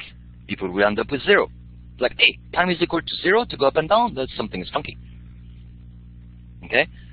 V naught is up. V right before it hits the ground is down. So as you saw for this, V at 3 is going to be equal to plus or minus square root of V naught, and you're going to keep the negative one. Excellent. Now, if you were going to use the first equation, then it's easier, right? What is Y going to be equal to as you apply this equation between state 1 and state 3? Y refers to state 3, right? What is Y at 3? If we look at our diagram. Or if we cheat and scroll back up and look at what Henry was suggesting. Yeah, excellent, 0. So we have 0 is equal to V naught T minus 1/2 GT squared. Nice. Solve for V, or solve for T, and you end up with 2 V naught divided by T. Hey, same thing, right? Because V is negative V naught. So either way, you'll get the same answer. Okay? All right, 7 p.m., we're good to go. So please, complete all those problems all the way to 10, and practice more if needed. Free fall application 3, free fall application 4. There is more review question on CH2, G1, G2, G3. Make sure you crank them all so that you can review vectors. Since I have no questions when we start the session today, I assume now that you have all mastered section A and B from the vector. So you have that solid. Good. You will need it. If you're behind, please catch up. I will not lie to you, but if people fall between 2 and 3 weeks behind in this class, they will not recover. It's going to be too late. We're going way too fast, and everything relies on everything we've seen before. So don't let that happen. Stick to your 2 hours a day. So by the end of this weekend, we can catch up if we need to and master all the vectors. In addition to this, complete Kinematics1Da. If you haven't read the lecture yet, please do so. If you haven't read the required video, please do so, and then crank all those problems. So that the first hour of Monday, we will summarize this chapter, Kinematics1Da. If there is any question on any of those problems, we'll fix them, we'll answer them. And the second hour, we will have an unannounced quiz on vector only. Okay? Not on kinematic. We may have another quiz. Oh yeah, no, I cannot give you 2 quizzes on the same week. So another quiz the week after on kinematics. Okay, so this one is only going to be on vector. Okay? Questions?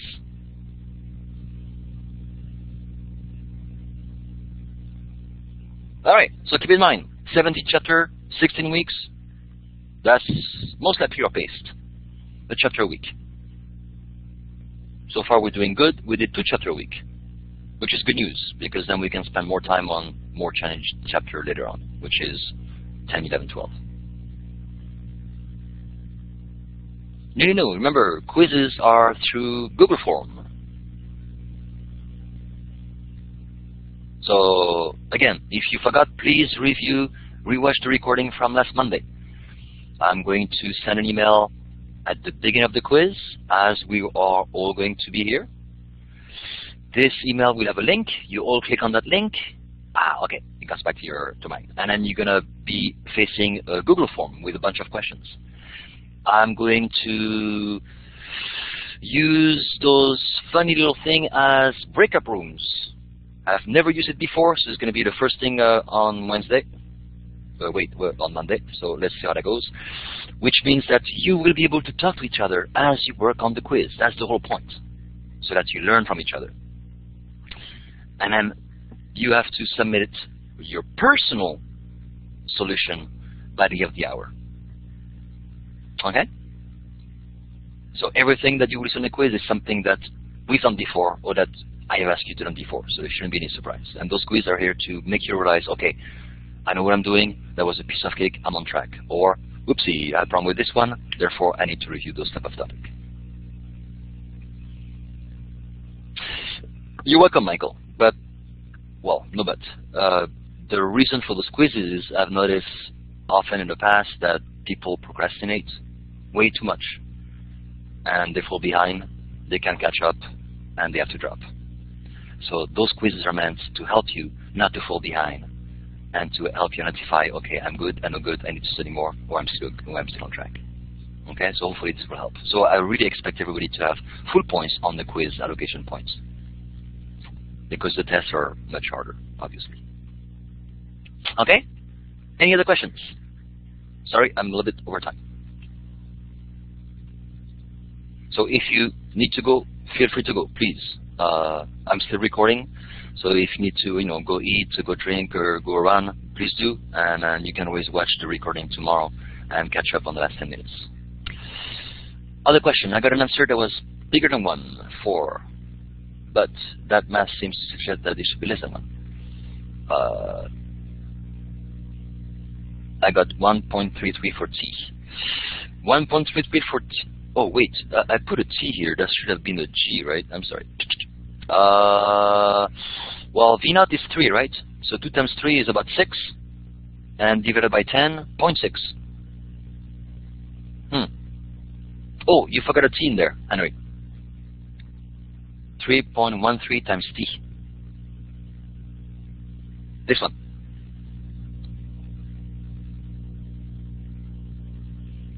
So that means since you have 0 on the other side, let me make some space here. Sorry.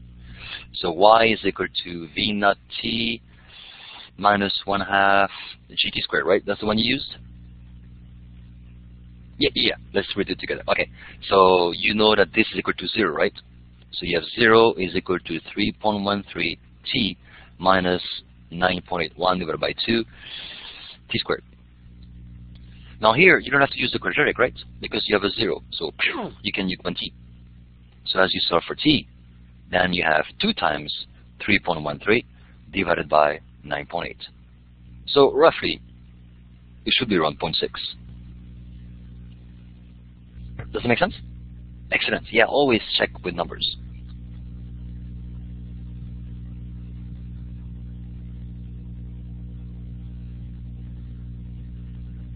Wait, what does the solution say? which problem are we doing? 7. 7. Yeah, 0.64. Does that fix your problem? That extra t? Or rather, that missing t?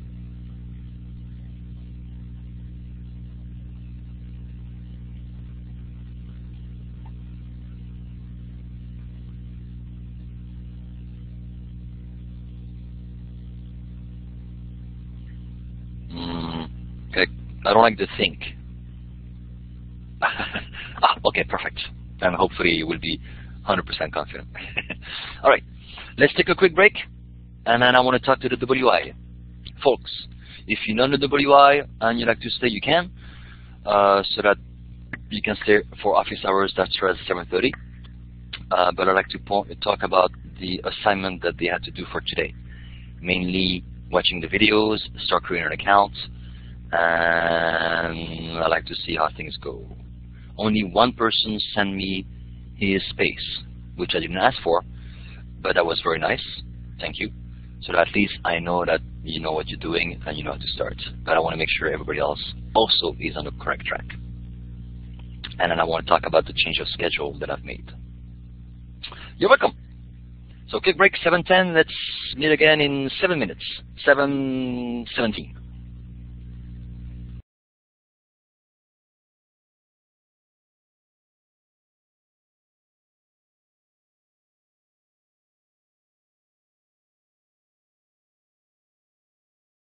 Sorry, bump into Susan. Okay, so how did the tutorial go, and how does overleaf go? Oh, is there a place to check problem answer for problem 5? Problem 5. Yeah. Wait, which chapter are you on, Alan? The Kinematics1Da?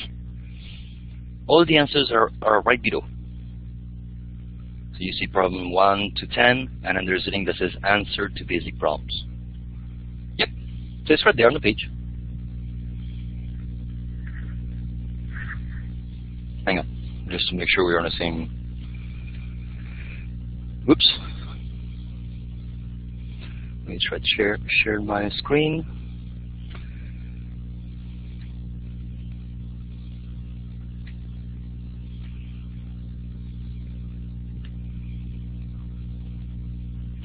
So if you go to Kinematics1Da and you go to the, okay, so you should see my screen right now.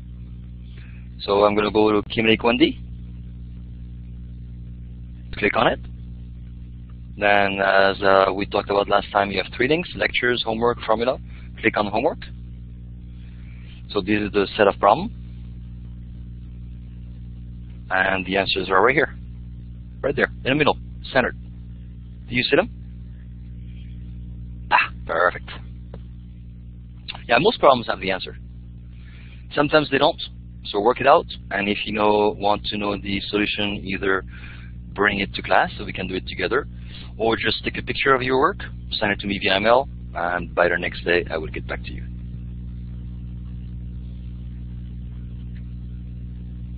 All right, you're welcome. Yes, Brian. Anybody can answer him? What did we say last time? Oh, let me switch my board again.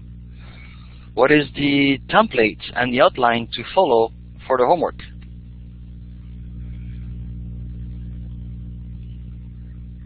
Annalisa, Cynthia, Kyle. Almost. Overleaf is the online platform to do the homework, but where is the outline that you want to follow to actually complete your homework? Almost. It's in the homework link. Do you see my screen? Here, homework. Remember that one? That's the one you use to look at all the lectures, right? The videos for overleaf. Remember, those are the 4 videos that ask you to watch for today. So that's what I want to talk about today. If you keep scrolling down,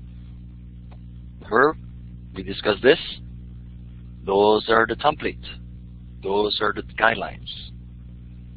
And to make your life easier, I even made here an example. So all you have to do is copy and paste the LaTeX code, and then substitute your problem, and just replace the section that pertains to your specific problem. So the outline is done for you. So you don't have to write everything from scratch if you don't want to. And I would strongly suggest you do this so you save time. Yeah? Make your life easy. Excellent. Perfect, right.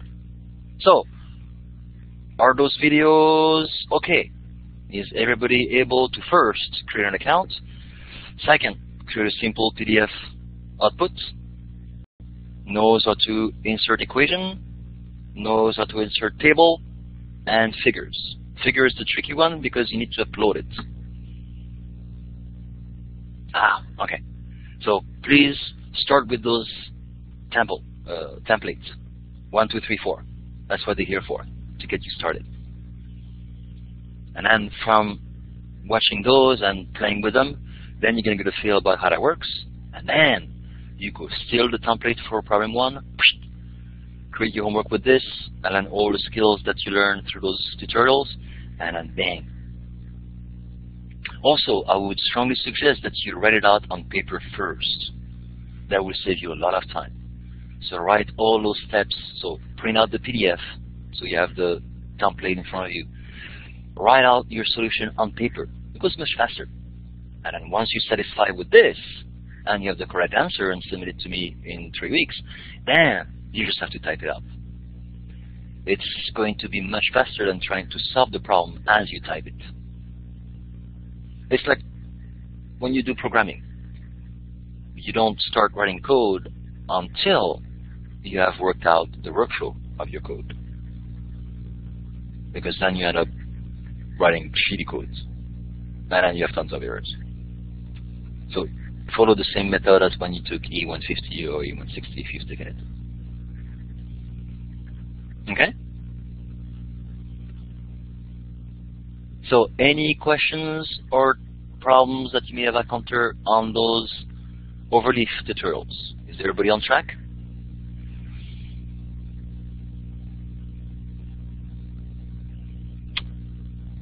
All right, excellent.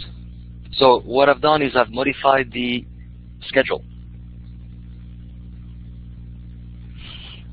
for people who have a 2D problem.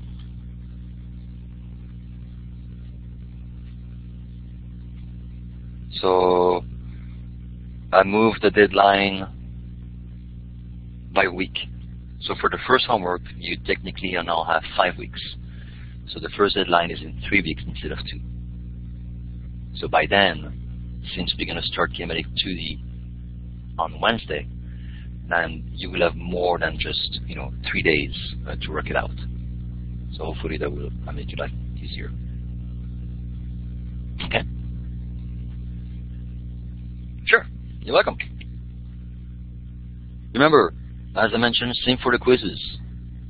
Usually those homework, if you start on time and you do what you're supposed to do, everybody has very high score on the homework. So that usually helps a lot because, as I mentioned, the tests are challenging.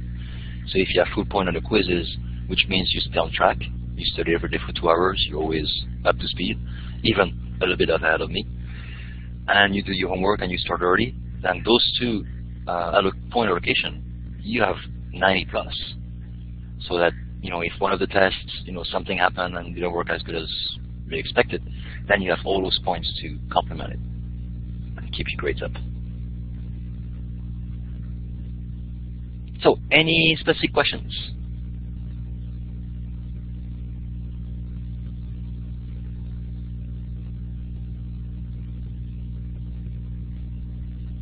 Alright, so I trust that everything is good.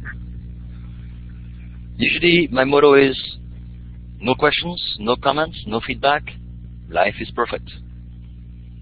And I know I'm lying to myself because half of the time that's not true. No question, no feedback, no comments means I'm way behind.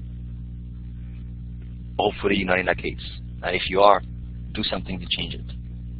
As I mentioned, if you fall behind by more than 2 weeks, 2.5 weeks in this class, you're toast.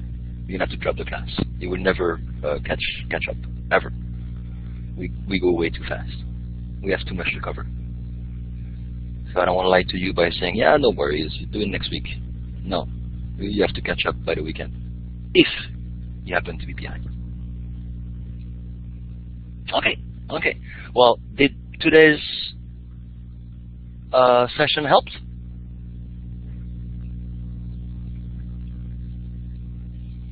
My suggestion with kinematics, Brian, is do not try to skip all the steps we went to. So go back to the recording tomorrow and make your notes. So all those little steps that we went through to simplify equation, write them down on one piece of paper.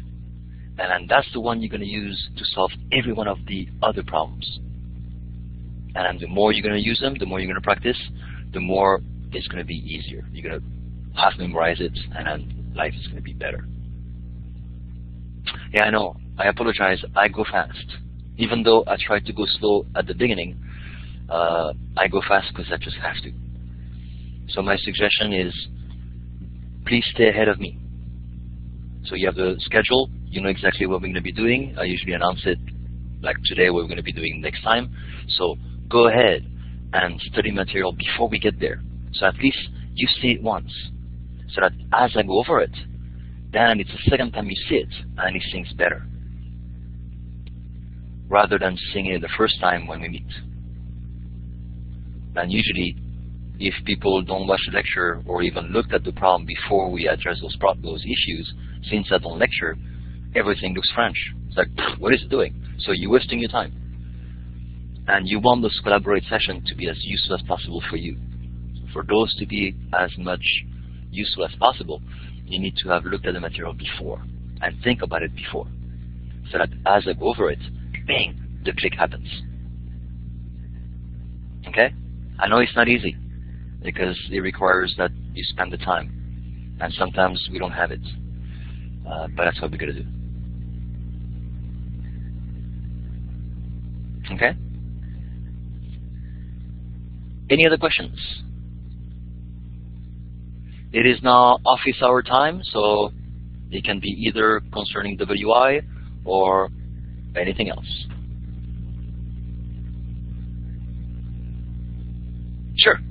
You're welcome.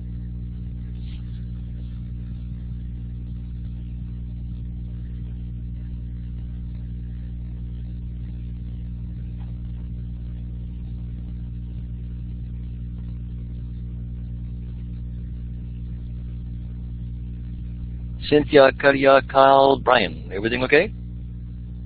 Or do we have other questions?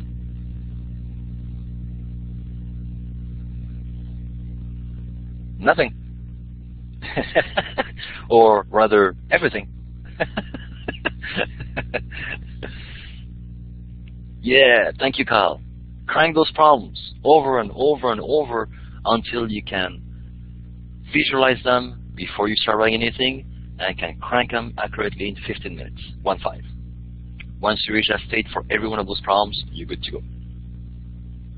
And tonight, I will add a couple of more on Kinematics1Da from the book.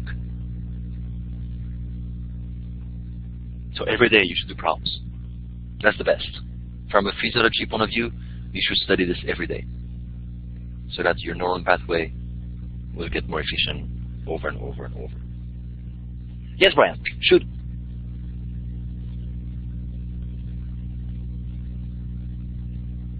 The worst that you can do is only study once a week. Because chances are you're not going to spend 10 hours on that day, which means you're behind already.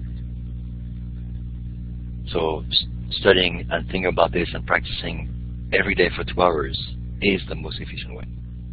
And it's not just physics, any subject.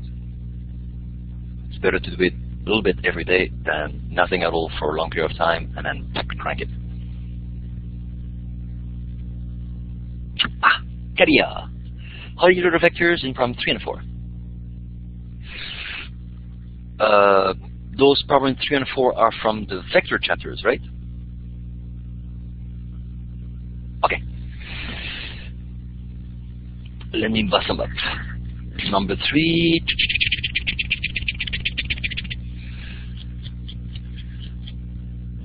Where's number 3? Number 3. . 3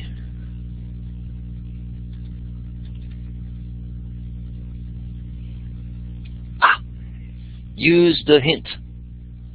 All angles are measured from the horizontal in the counterclockwise direction, in italic. Do you see it? I'm looking at problem 3. Right before A and B, there is an italic line that says angles are measured from the horizontal in the clockwise direction. Oh, okay, sorry. So, wait, not that one. So horizontal is this. Clockwise means this. No, counterclockwise means this, and clockwise means that, right? So if A has 30 degrees, since 30 is measured from the horizontal, going counterclockwise, then you're going to go this by 30 degrees. That's going to be your A vector. And if B is 180, same thing. You go from the horizontal, you go counterclockwise, so your B is here. So the vectors are the same as in the previous problem. The only difference now is that the coordinate system has been rotated such that this is 45 degrees. So this is your X, and this is your Y. Okay, so the only difference between this problem and the previous one is the coordinate system has been rotated. The vectors are the same. Does that clarify? Perfect. So that means that now, for you to express A in computation, remember the first step is to find the angle between A and either X and Y. So if you decide to pick X for A, you need to figure out this angle. Once you have figured it out, then you can decompose it like this and do the rest, easy. Similarly for B, we have the choice. If you identify the value of this angle, then your right angle triangle will be this one. And again, the rest is easy. Or if you have identified this angle better, and that's totally personal and up to you, then you would decompose your right angle triangle like this. So either or. But remember, the key to expressing vector in computation is first to identify the direction between your vector and either X and Y, so that you can reveal the right angle triangle. And once you have that, remember, opposite is sine, adjacent cosine. Bang, then the rest is easy. Perfect. Perfect, perfect, perfect. Cynthia, Brian, do you also have a question, or is everything okay? And Karia, is everything good, or do you have another question? I'm sorry, you mentioned problem 3 and problem 4. Let me look at 4, just to make sure it's the same situation. Yeah, it is the same, okay. Okay, perfect. All right, you're welcome, Cynthia. Ciao, see you on Monday. All right, Brian. So far, so good. Karia is good. Okay.